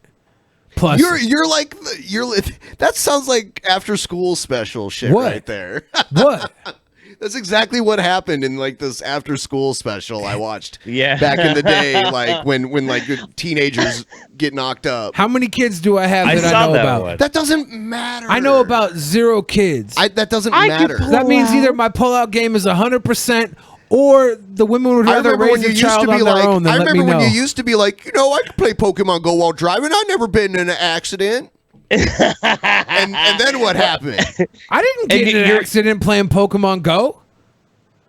Your pre-cums can have fucking sperm in it. Yeah, that's what I'm saying. Can have sperm in it. You can still knock somebody up. You absolutely fucking can. Thing is, like, I've never had sex without a condom unless I was specifically intending to breed. Otherwise, I just used a bunch of condoms. No, even dude. like with my wife. But I mean, I'll put my money where my mouth is. Fuck it. I'll go get one of those vasectomies. Fuck it. Whatever. Damn. Yeah. I mean, you're going to be off your feet for maybe like 3 or 4 days. Yeah. No, it's like 3 or 4 hours with the new ones that they develop, dude. It's so fast. Yeah, it's not. That's the thing. It's not even a deal. Like, it's so much easier to get like measures for people with penises to not, get people pregnant than to get people that have like uterus and stuff and get pregnant to not have, like, the whole like pill system and everything. It's a fucking mess. You know, it would be so much easier to get like men's bodies. I mean, people with penises bodies take the responsibility. Like, it would be so much easier. When we had the debate between Destiny and Doug TenNapel, the abortion argument came up, and Doug was saying that abortion is basically this way that they try to eradicate black people. He had like this kind of like conspiracy theory about it. And I was like, if that's their goal, they're not doing a very good job, because the population of African Americans grows every year. So I don't think I necessarily believe your theory here. Do you remember when he said that? I remember watching that episode, and I remember him saying that specifically. I will say something, and this is something that I think anybody who's watching this should probably pay attention to. If you ever want to know that somebody has probably got nefarious purposes behind what they're saying, and don't get me wrong, I love Doug TenNapel. I think he's a great guy. He's a nice guy. He's a nice guy. Got some crazy views. So I don't nice. think that this necessarily is the nefariousness is coming from him. I think the nefarious is coming from whoever he learned that from. Well, it's his religion. It's the religious. It's the religious. No. Somebody sold him on this, because anti-vaxxers do the same fucking thing. It is the same fucking thing. You'll always know when somebody is trying to like force feed you a bunch of bullshit conspiracy things, because they will weaponize the black community every fucking time. Every single fucking time. They do that with abortions, and like and pushing like a crazy ass religiosity with abortions, and then they'll also do it with anti-vax stuff. They'll claim that there's a giant conspiracy covering up how vaccines inadvertently cause more problems, more genetic problems, and more syndromes, more autism in black communities, and it's not true. They'll push that. I've heard that with the chemtrail shit too. The people that believe in chemtrails, they'll say that they spread the chemtrails over like, low income neighborhoods to try and like mess with people that live there, and make them go all crazy because they're all like drugged up on this crazy chemical. Mm-hmm. Yep. Yes. And they're trying to stoke the flames of disenfranchised people. That's what they're trying to do every time. They have mobile anti-abortion units that these people, like this guy holding the sign, they have these full cars, that like vans that are set up to look like an abortion van, and they'll park them next to the clinics, and when women come to the clinic to get their abortions, they'll tell them to come in their van, and they'll try and talk them out of it using a whole bunch of scare tactics. Like, that's fucking egregious. That is that is evil. You know what's also messed up about this? They could be spending their free time doing things that Jesus actually said in the Bible that Like hang out with prostitutes. Well, I mean, they can do that too. Hell yeah. But I mean, like, they should go work at a fucking soup kitchen somewhere or something like that. Instead, Some of them do. Instead of harassing people There outside are a lot of of abortion great clinic. Christians that give and give back. Well, yeah, they're not spending their free time but- harassing people. Yeah. Yeah, but there are a lot of fucking Christians like doing this thing and doing marches against all this. I mean, I don't know. Come on. Yeah. The Mormon boys, they'll harass you in the most polite way. They come up in their suits and ties, and they're like, "Hey, can I tell you about the good word of what's the guy's name? John Smith or who's the Mormon? Oh, prophet? Joseph Smith. Joseph Smith. Yeah. Yeah. Can I tell you about Mr. Joseph Smith? They're like really nice. Like, do you want to come in and get some coffee in our church? And I'm like, no, I'm here to play Pokemon Go. Get the fuck out of my way. Yeah. But they're very nice about it. Oh man, like all the Mormons I've ever met are like Mormon families. They're like all super nice people. Yeah, but it's a facade. I used to But play. they ring at your bell. Sorry. No, but they ring at your bell. I had people like ringing at my bell. Yeah, It's like, look, I'm at my house. I'm having a chill time. I don't want you to come to my house and ring me and tell me about Jesus because I'm in my private fucking sphere and you're annoying and it's just like not okay. Their religion calls them to do that. There's a few religions like Jehovah's Witnesses do that too. Like Mormons go on mission trips where they'll go to some other country sometimes. Or just another city, and they'll go around door to door, and they have to wear their name tags that say their name, and they're not allowed to drive cars too. They have to ride bikes. They have really weird laws. Recruitment. It's because they want the young boys to do this, but they don't want them to have to buy them a car to get it done. Because they're like, I think it's actually even deeper than that. I think it has to do with Mormonism is a multi-level marketing scheme. The men get put out as foot soldiers to go and promote the brand of Mormonism, and the women get put out as third and fourth wives. It's a that fucking doesn't happen pyramid anymore. scheme. It does. No, it doesn't. Okay, there's no polygamy anywhere in the United States under the Mormon religion. So there's the Church of Polygamy. Do you mean bigamy? Well, hold on. There's- Bigamy. Hold on. Maybe is it polygamist? So polygamy is all about just basically fucking. That's Bigamy polyamory. That's polyamory. Anyway, That's polyamory. Anyway, I know. Bigamy is like getting married to multiple people. the largest Mormon church is Latter-day polygamy Saints. They do not practice that. There are like polygamy is small offshoots that do it, but it's illegal and they can get in trouble for it. Oh, it's illegal, so it's not happening, right? That's why nobody does anything illegal anymore. That's why so many Mormons had to move to Mexico. That's why Mitt Romney's father was born in Mexico because they had to go there. Really? Yeah, You're yeah. right. Polygamy. Where are is you the same getting as these bigamy. facts from? Yeah. Mitt Romney's father was born in Mexico because a lot of Mormons moved there because they were being persecuted for being polygamous. I know. So I know something about polygamy. I want to be a polygamist one day. I want to have like 9 sister wives that are all strippers, and they basically run at the strip club. They work the strip club, a family-owned business, and I'm the bouncer. That's all I want. They used to have like when Joseph Smith died, Brigham Young had to marry all of his wives, all of his widows. Yeah. So Brigham Young has so many fucking ancestors or descendants out there. It's crazy. We looked it up. Didn't he have 164 women that he was married to? at one, Yeah. at his time? I think it was 164. But like this is multi-level marketing. This is a Ponzi scheme of love. Of family. So I want to be accurate. Like polygamy is multiple wives, multiple wives, but bigamy is actually the law. Bigamy is the law by which you can actually get in trouble with because it's having more than one. Okay, that's what you get for trying to correct me. Yes. Yeah.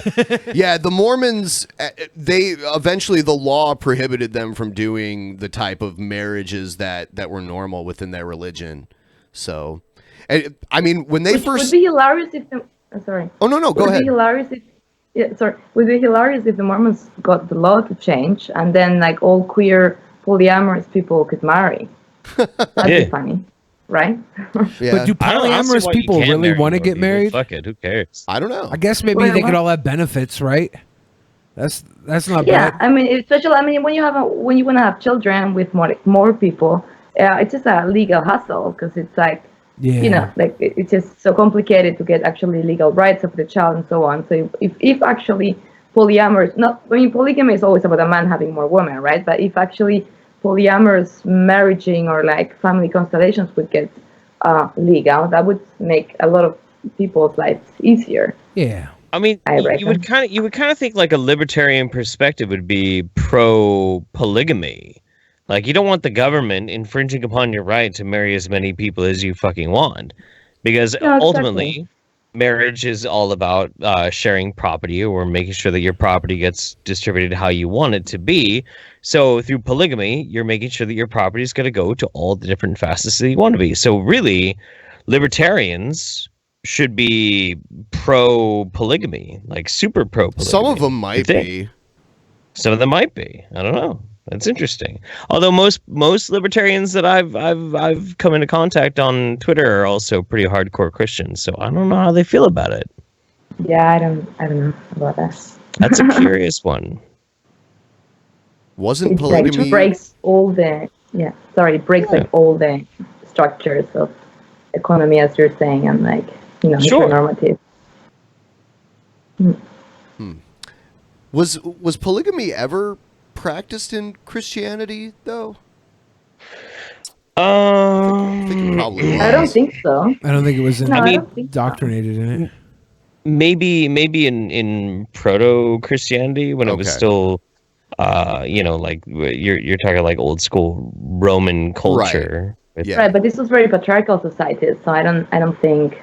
Well, polygamy maybe as in like men marrying more women, but I don't know about that. Polygamy still very much exists today within Mormon culture.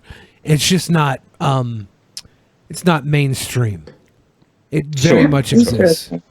Sure, I'm not saying it doesn't exist at all, but it's offshoots. It's not actual the Latter-day Saints movement. It's not. It's because it's illegal, so the church can't endorse it, but it still exists. Well, there's multiple. It's underground. So it's not part of the Latter-day Saints movement. It's not officially part of the LDS because it's illegal, so they can't have it officially be part. Well, They denounce it publicly, but they operate in the shadows the same way the Catholic Church was known to operate in the shadows for their sexual conquest. Conspiracy theory. It's not a conspiracy, dude. It's not a conspiracy if it happens. It exists. Mormons Polygamists practicing exist polygamy. Government cover-ups. Okay. I'm Billy the Fridge. Government covers up. Catholics never molested any boys. It was a conspiracy. The Catholics never molested any children. Conspiracy.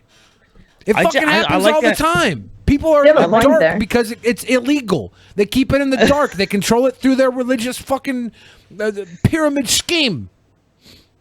And we all know pyramids, triangles, part of the Illuminati. All of that. Right? Why have a love triangle when you could have a love pyramid? That's right. Yeah. I love Eiffel Tower. I want to go to a Mormon swinger club. That'd be fucking great.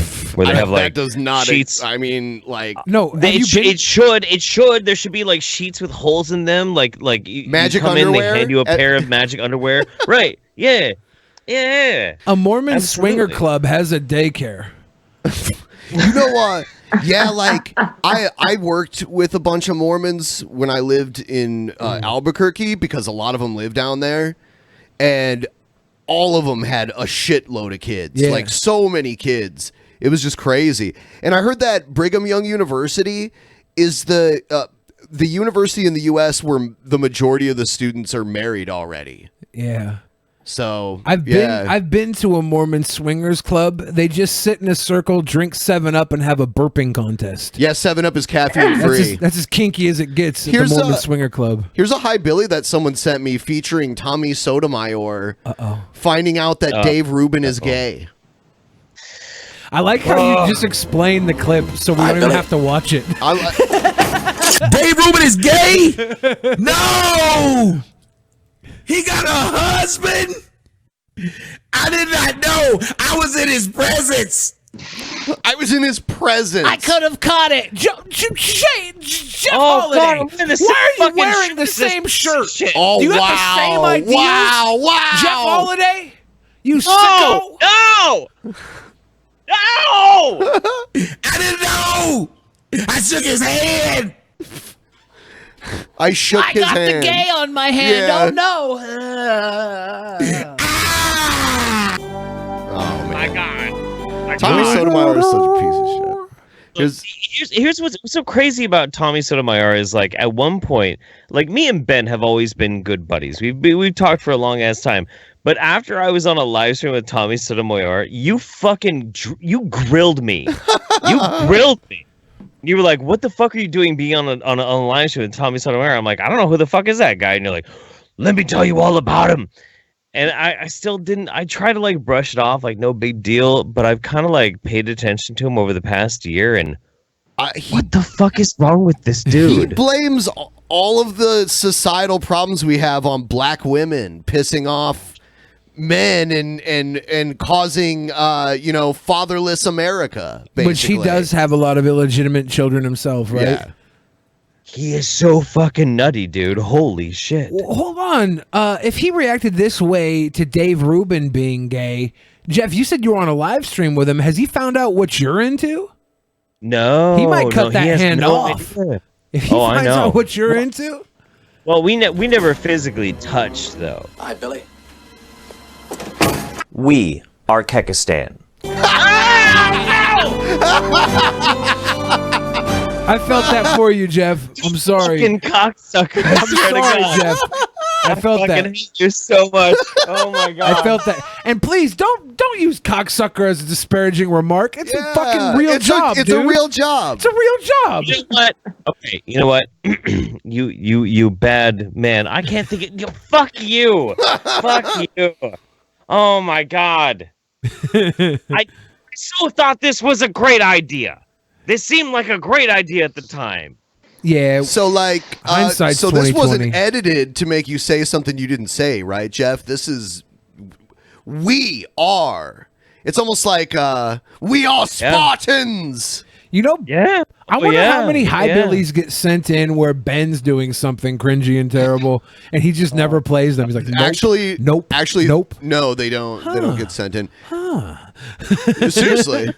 You know what's so sad about this? What's so sad about this? This is like one of the saddest moments in my entire YouTube career. Was there's this whole thing where like people are posting Pepe the Frogs and they're like, that is racist. I hated that shit. Symbol, that is racist. Drinking milk, that's racist. And I'm seeing people who like did this Kekistan meme, good people who are just getting like labeled racist. I'm like, that's not fair. That's not cool. That's not all right. These aren't racist people. So I decided I would make this video. And I got all these people from all walks of life, all over the world to record. And we're like, we are Kekistan. We're not racist, bro. And we make this video. And it's incredibly cringy. And nobody gave a fuck. Nobody cared. Nobody cared. And it is just the most cringy fucking thing on the internet. It's so bad. I'm very proud of you. I tried.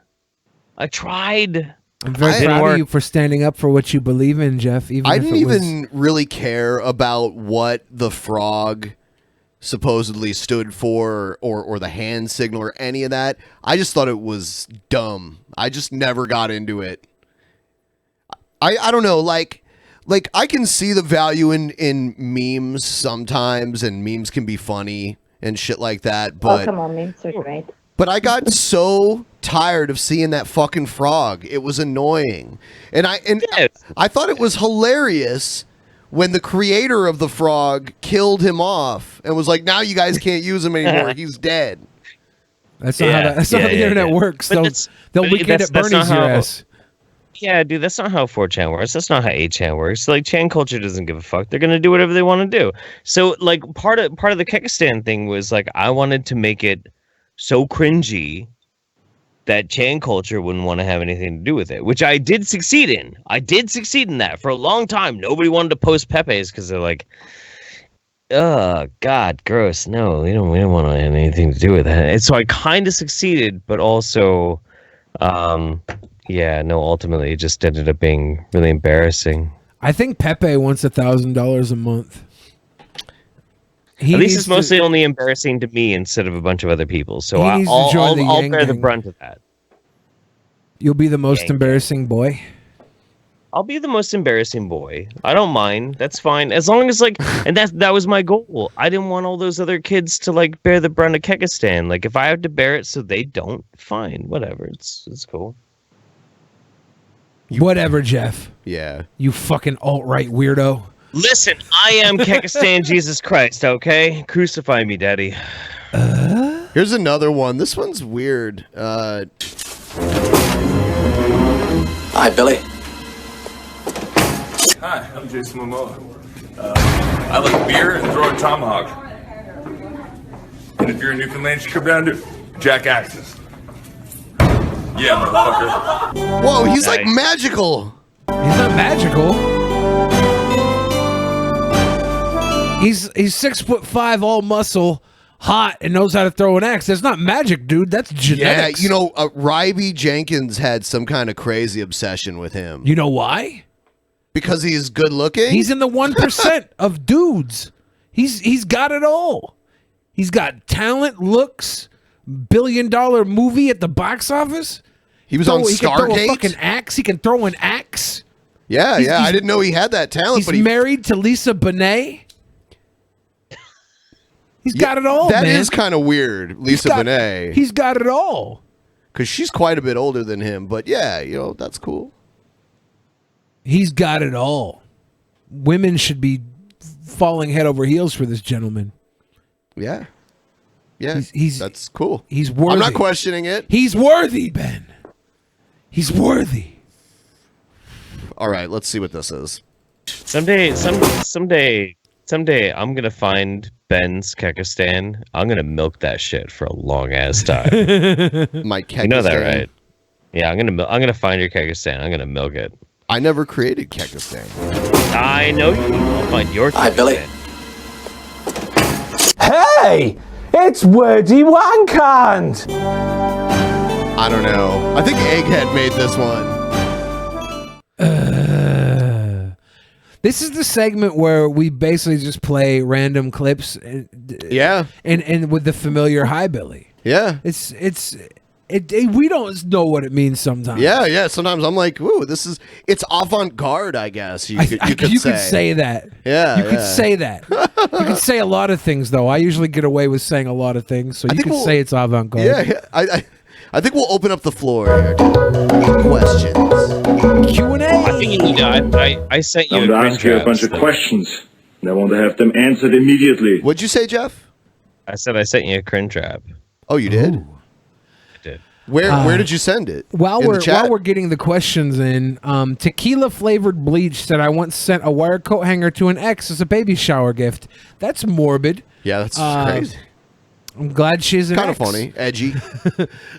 Dragon in the West says, with all the mentions of penises, I thought this was Dr. Ruth clip. It's interesting that pro-lifers don't know that in the book of Numbers, it condones abortions if the woman is unfaithful. It's performed by a priest. Also, burn them all. Burn them all. Burn them all. Yeah, it says that abortions were condoned if the woman is unfaithful in the fucking book of Numbers. Wow. So maybe we should take that to the fucking abortion protesters. It's condoned. That's right. Yeah, at one point in time, if the woman was unfaithful, well, guess what? All women are unfaithful now, so they can legally have abortions in the eyes of the Lord. Okay, let's do it. What would chairs look like if our knees bent the opposite way? All sluts got abortions. Yes, all sluts get free abortions paid for by the church. Let's do it. Let's do it. Has anyone on this podcast had controversy that was false but impacted them anyway? I mean, of course. Yeah. Anything that you've ever heard about me that was bad was false. Okay? Because I'm a sweet boy. like the Ice Poseidon thing. Oh, there's always going to be stuff but it's like you can't let the world take you down. You gotta. Look, all I'm gonna say is like out of all the controversies I've been involved in, nobody around me has ever pulled out a gun. So at least there's that. Yeah, I've had guns pulled on me. Nobody had the balls to fucking shoot. You guys are so American. Yeah, I know, right? I know. It's gross, huh? We're American. All this gun talk, man. Yeah, I had some little guy pull a gun on me at the bus stop because he was harassing this girl. I was like, dude, leave her alone. He's like, pulled his gun out on me. And I was like, the gun was comically big, too. And I was like, that gun doesn't make you bigger than me, dude. And then he fucking put it away. Well done there. If he would have shot me, I wouldn't be here right now to tell the story because it was a huge gun at point blank range. Yeah. Jeff, if you want me to play that cringe rap, toss the link in the Skype chat, and I'll grab it. Would you rather have to execute one child on live television or 25 children discreetly in the woods? Neither. I'm gonna pretend like I never heard that question, Violet. You're awful, Violet. I'm gonna say one child live on television. That would make me a hero. Because 25 children. That would make me a hero. 25. That's a sum gain of 24 living children.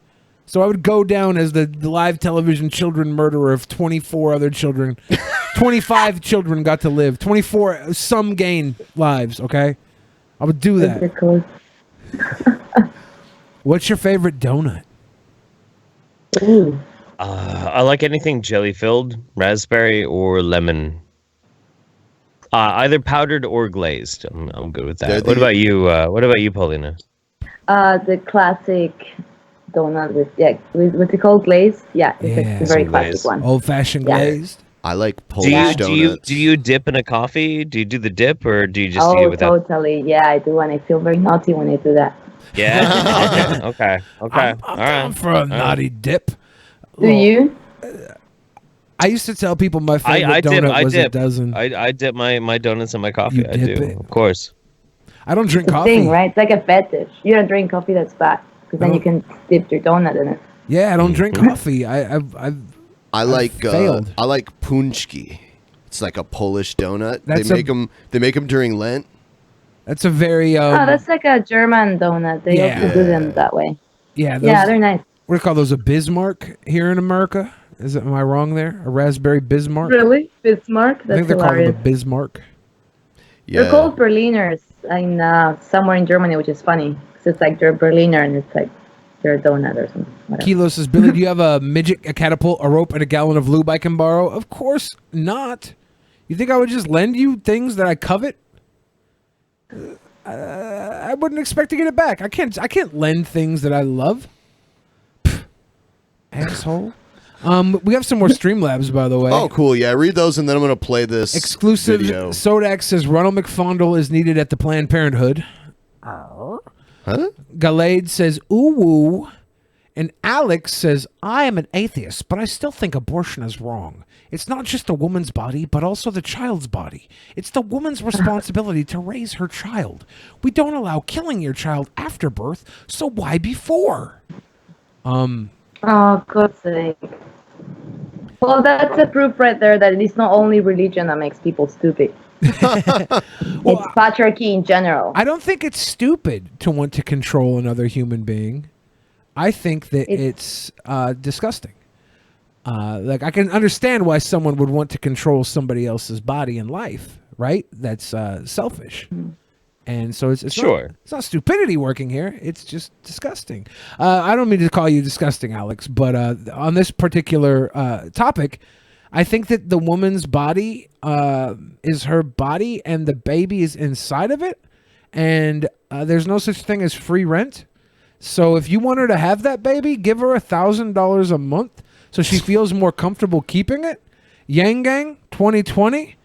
I think a woman would be more likely to keep a baby if she was receiving some sort of steady income every month. It takes some worry off. So Yes. Sorry, but it's not a baby. Yeah, it is not a person's baby. body. It's not a baby. Like a baby, it's when it's out there and you can hold it in your arms, right? Like before It's a that, fetus. that's not a. It's a fetus. It's not a baby. I I hate you for making me watch this, Jeff. Yeah. Gang money, yeah, 2020. By the way, this video has about 3 times as many dislikes as it has likes. Sure. Yang gang, $1,000 got the same thing. Yang gang. My bitch got a wedding ring. Yang gang. Is that Sweet Aaron? Got the same thing. Probably. That's sweet. Yang gang. Are they back together? No. Yang gang. $1,000. Notice how they don't show her face too. I don't think it's Sweet Aaron. I think it's like Ashton. I think is her name now. Is the girl who's with Baked? I'm not really sure. I don't do a thing. Cash. If she wanna see me cash out, then I got it in the bag now. We were wise like Yoda. Now we're screaming out Yoba. Now I hit him with the Yang gang. Yang gang, it's a mo. Remember when him and Worski ratted out each other for doing cocaine together? Yeah, in LA. I don't understand what the fuck that was all about. Everybody made this huge deal about like, hey, did you know that so-and-so did cocaine in LA? Oh yeah? Well, so-and-so who just said that I did cocaine in LA, he did cocaine in LA. You were in LA. Of course you were doing fucking cocaine. What the fuck is wrong with you people? You're supposed to do cocaine in LA. Yeah. Who the fuck gets embarrassed about the fact you did cocaine in LA? What the fuck? Yeah, when you drive into town, there's a welcome station where you just get a free, baggie of coke. They just hand they're it like, out. welcome, sir. What's your social media clout? And then they reference a chart, and then they give you an appropriate amount of cocaine, and then you go into LA. That's how LA works. And then the next day, Baked Alaska was like, yes, it's because of Satan that I was doing cocaine. Do you remember that? What a fucking I remember that, but what a fucking wank ass. You know why you did cocaine? Because cocaine is awesome. That's why you did cocaine. You fucking pussy. Why the fuck are you trying to like downplay? You did cocaine because cocaine rocks. She got my dick on a quota. Ring, it's a boulder. Jumping ass on the shoulder. Playing Fortnite, I'm a neat buck soldier. Yang gang, my promoter. Gang. So rich, I'm a floater. I'm rich. $1,000 on my motor. I'm rich, fully loaded. Yang gang. $1,000 got the same thing. Billy, how do you feel about these this flow? It's doo-doo, baby. Yeah. Like what he's saying is trash, right? Like it's not good. This doesn't promote Andrew Yang. No.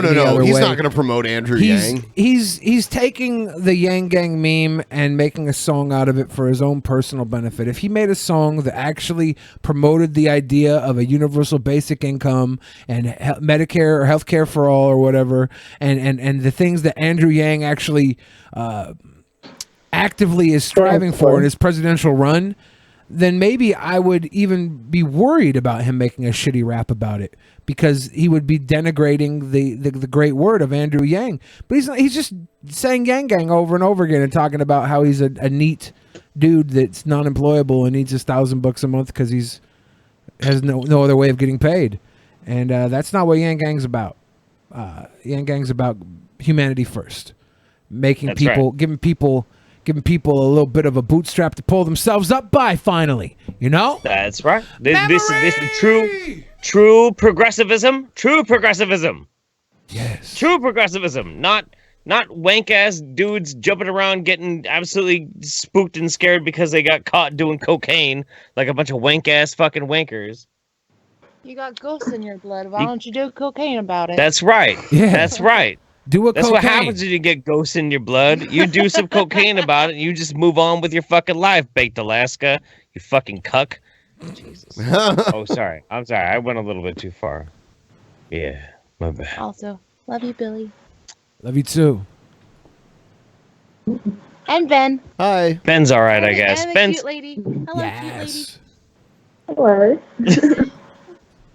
Oh yeah. So I don't know, like this rap, I'm obviously not gonna like it. Baked Alaska's a turd, but it doesn't ruin Yang Gang for me at all. Okay, that's fair. That's fair. I wish I'd been introduced to Andrew Yang before the Baked Alaska Yang Gang anthem, because it really did put kind of a poison pill in my stomach. But I should overcome that. I should not let Baked Alaska's cancer ruin a good political candidate for me. You shouldn't. Yeah, I mean, Andrew Yang is interesting. He's doing something new. He's doing something that is based on the rise of technology in our nation right now, and he's got a political campaign that's running congruent with it. I think that's very important, and these old ways aren't going to work anymore. I heard Tulsi Gabbard is talking about maybe a universal basic income to add to her platform. She is, yeah. I think that's a discussion we have to have right now because automation is right around the corner, and we have to. Well, okay. There's a problem with progressive candidates, though, and this is actually a very real problem that we have with certain progressive candidates. Tulsi Gabbard is no exception. I like Tulsi Gabbard. I like the cut of her jib. I think she's great. She was part of a weird cult, which kind of makes me like, But the only thing that I'm kind of iffy on her, but I'm pro Andrew Yang is nuclear power. Yang Gang knows nuclear power is like an actual good, viable source of energy, but the Green New Deal is not wanting to include nuclear power. That's kind of... No, but wait, like nuclear power, like, no. Like, no. You're not big on nuclear power? Yeah. No, because, listen, look, you can't insure a nuclear power station. Why can't you? Because the risk is too high, because if that blows up, like, we're all fucked. So it's not safe enough. Is it not safe anymore? Agree. It's never been safe. I mean, Chernobyl and Japan and blah, blah. Like, it's not, obviously not safe, right? Well, I agree. I agree to a certain point. Like, the Chernobyl 3 Mile Island, very dangerous things, very, very sketchy things. And right now, the infrastructure for, like, at least in America, for nuclear power stations is very bad. The risk factors are very bad. One of the reasons for this, though, is that there's been no money allocated to refurbishing and improving on the technology of nuclear power plant safety for like 30 years. And why would you? Yeah, but why not like invest money in like renewable energies such as sun, wind, blah blah?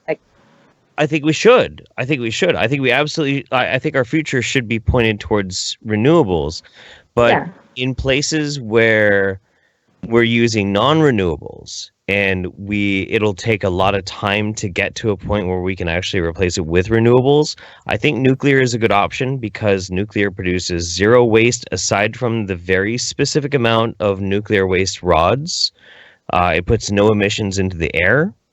And with the latest technology, the risk factors are infinitesimally small. I'm not saying that we should be using nuclear forever. I'm just saying we would be better off using nuclear instead of coal or natural gas until we can move to a completely renewable future. They just passed a law here in Washington State where by 2024 the whole state is supposed to be on renewable energy. And that's great. That's awesome. I hope we can do it. Like I would rather everything be renewable 100%. I'm a progressive, futuristic minded kind of guy.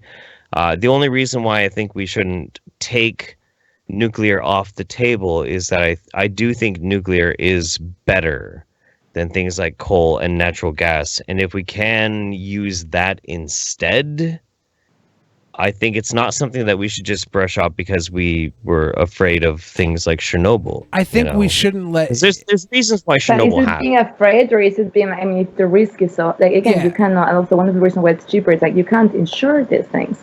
Like, because the risk is too high. And then, like, are we... Like, I don't know. Risk. No, I don't know. For nuclear power. I think... Bad idea. That's from and by the way, I was wrong about the date. It's longer. It's not 2024. It's 2045. So it's quite a bit of time. 2024 sounded. Yeah. That's why I looked at it. I was looking at it like, yeah. Both Washington and Oregon, both our states, actually utilize a lot of nuclear power. A lot. Okay. It's such a nice looking. I'm sorry. Yeah, like Seattle has like the best looking backdrop. I gotta mention Alex here. He said, Billy, you said that there's no free rent for a baby in a woman's body, but there is free rent in her home after it is born, so it's hypocritical to me. Also, a fetus is a baby, an unborn baby. Literally the definition. You don't have to call me disgusting, Billy. I didn't mean to call you disgusting. I think the idea of controlling somebody's body is disgusting to me, but you're right, Alex. I don't have to make this about you, dude. Appreciate your opinion, even if I disagree with it. Thank you for clarifying that up. From your standpoint, I still, I think that a woman's body is hers, and it's not the baby's. That's all. I don't think it's anybody else's choice to make her choice. But I'm living off the strength of this of the chat and the Patreon chat, like people talking about the nuclear situation. Like I'm with you guys on it. I agree. Like one of the reasons why nuke power has such a bad reputation is things like Chernobyl. One of the reasons why Chernobyl was such a fucking shit show was how unbelievably badly managed the whole thing was, how incredibly badly engineered the whole fucking thing was. A good example, and this is going to sound kind of fucking weird. It's going to sound kind of weird. An example of a very well-crafted nuclear power plant, Fukushima. Really? That's unfortunate. I know.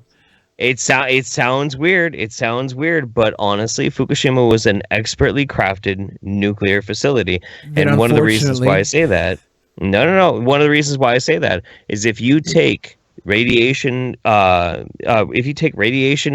measurements 5 miles off the coast of Fukushima, it is negligible, has absolutely no effect whatsoever on basic marine or higher mammalian life. Nothing at all. Does nothing to the ecosystem because it was built specifically on the coast, because it was built in a tidal area which would disperse the actual radiation throughout the ocean. It was built very appropriately. That's why they put it where they put it. And people freaked out. Yeah. I was just in Venice last week, and there was on the Japan pavilion of art. It was about a lot of stuff, but it was also about Fukushima, about like the big chunks of stuff that are like being carried onto the beaches and blah blah. But it still was a nuclear disaster, wasn't it? I mean, it was still a nuclear disaster. Yeah, absolutely. Right. But I mean, well, here's the thing. But it wasn't as bad. Is that what you're saying? Like, I'm saying like in the worst case scenario with a nuclear power plant falling apart and having effectively kind of a meltdown, it was the best case scenario for a horrible disaster, because the actual effective ecological damage was very, very minimal. It obviously should have never happened. We would rather it never happen at all.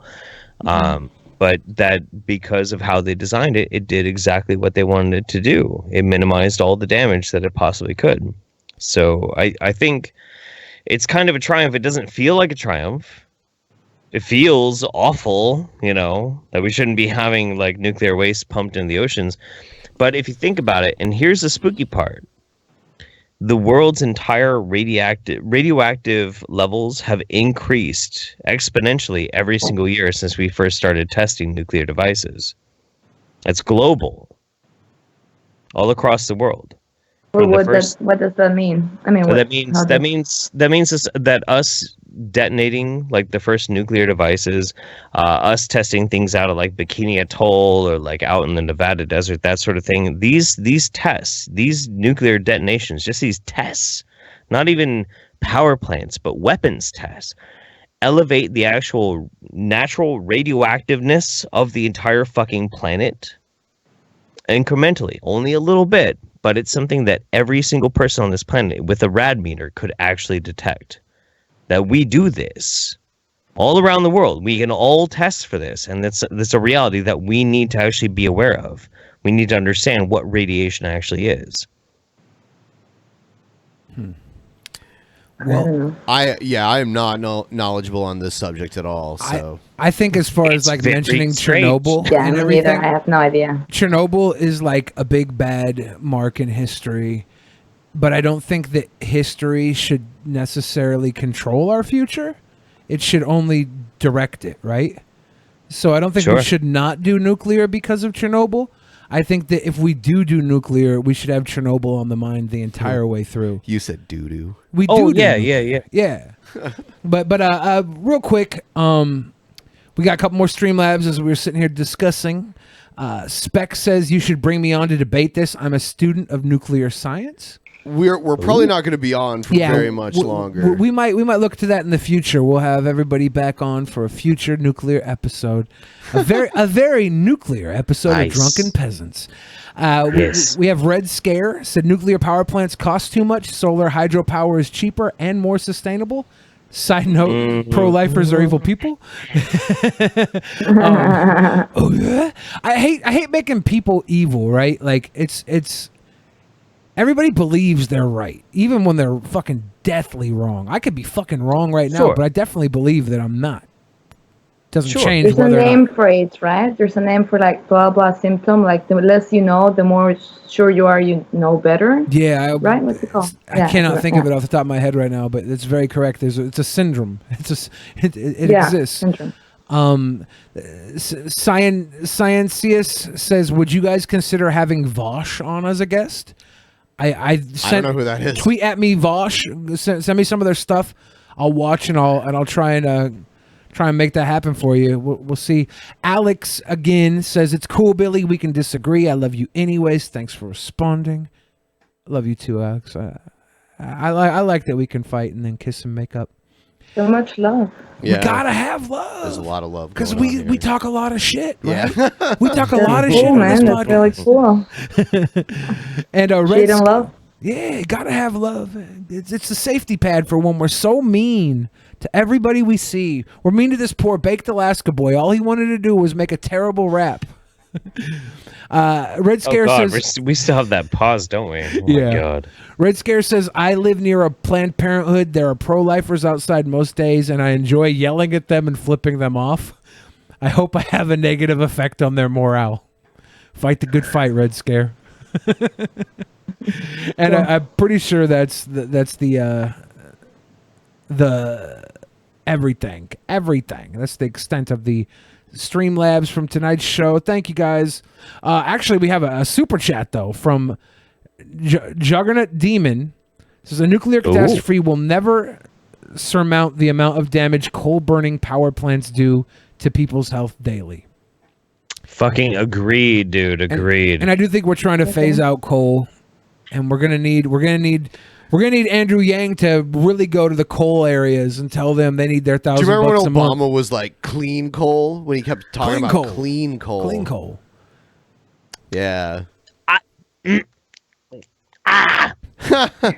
Sorry, I got into this fucking fight a couple of days. I really don't want to take too much time on this, but I got into a fight with somebody like 3 days ago, and they were like, Obama was a progressive leftist candidate, and I'm like, no, he fucking was not. No, he absolutely was not. And part and parcel with that was Obama being like, clean coal. We gotta start thinking about clean coal. That is not a progressive fucking platform. No. Yeah. Oh yeah. This podcast. Yes. Paulita, thank you for being on with us tonight. Is there anything else you want to say other than go subscribe to the Aristides podcast at Aristides Podcast, Berlin-based podcast about sex. You know you love sex, guys. I love sex. Yeah, that's exactly what I would say. Thank you so much. Go subscribe to the Aristides Podcast. Yeah. And thank you so much for having me, guys. It was so much fun. Thank you. Yeah. Have a good night. And go follow Jeff Holiday too if you don't already do that. Just even if you don't want to follow him, go follow him so you can unfollow him. Ew, it's his fault that whole Kyrgyzstan thing happened. Fuck that asshole. Thank you guys for watching tonight. And for you patrons, you'll be seeing the post show in a few minutes, so tune in for that. Good night, everybody. It's a good day to hear. In the beginning, there was nothing. And then there was the Drunken Peasants Podcast. Drunken Peasants. Drunken Peasants. Drunken Peasants. Drunken Peasants. From the strangest corners of the internet. Gonna get TP'd by Billy and Ben. You know where you can find them at. Get ready cause they're gonna kick your... Drunken Peasants. Drunken Peasants. Drunken Peasants. Drunken Peasants.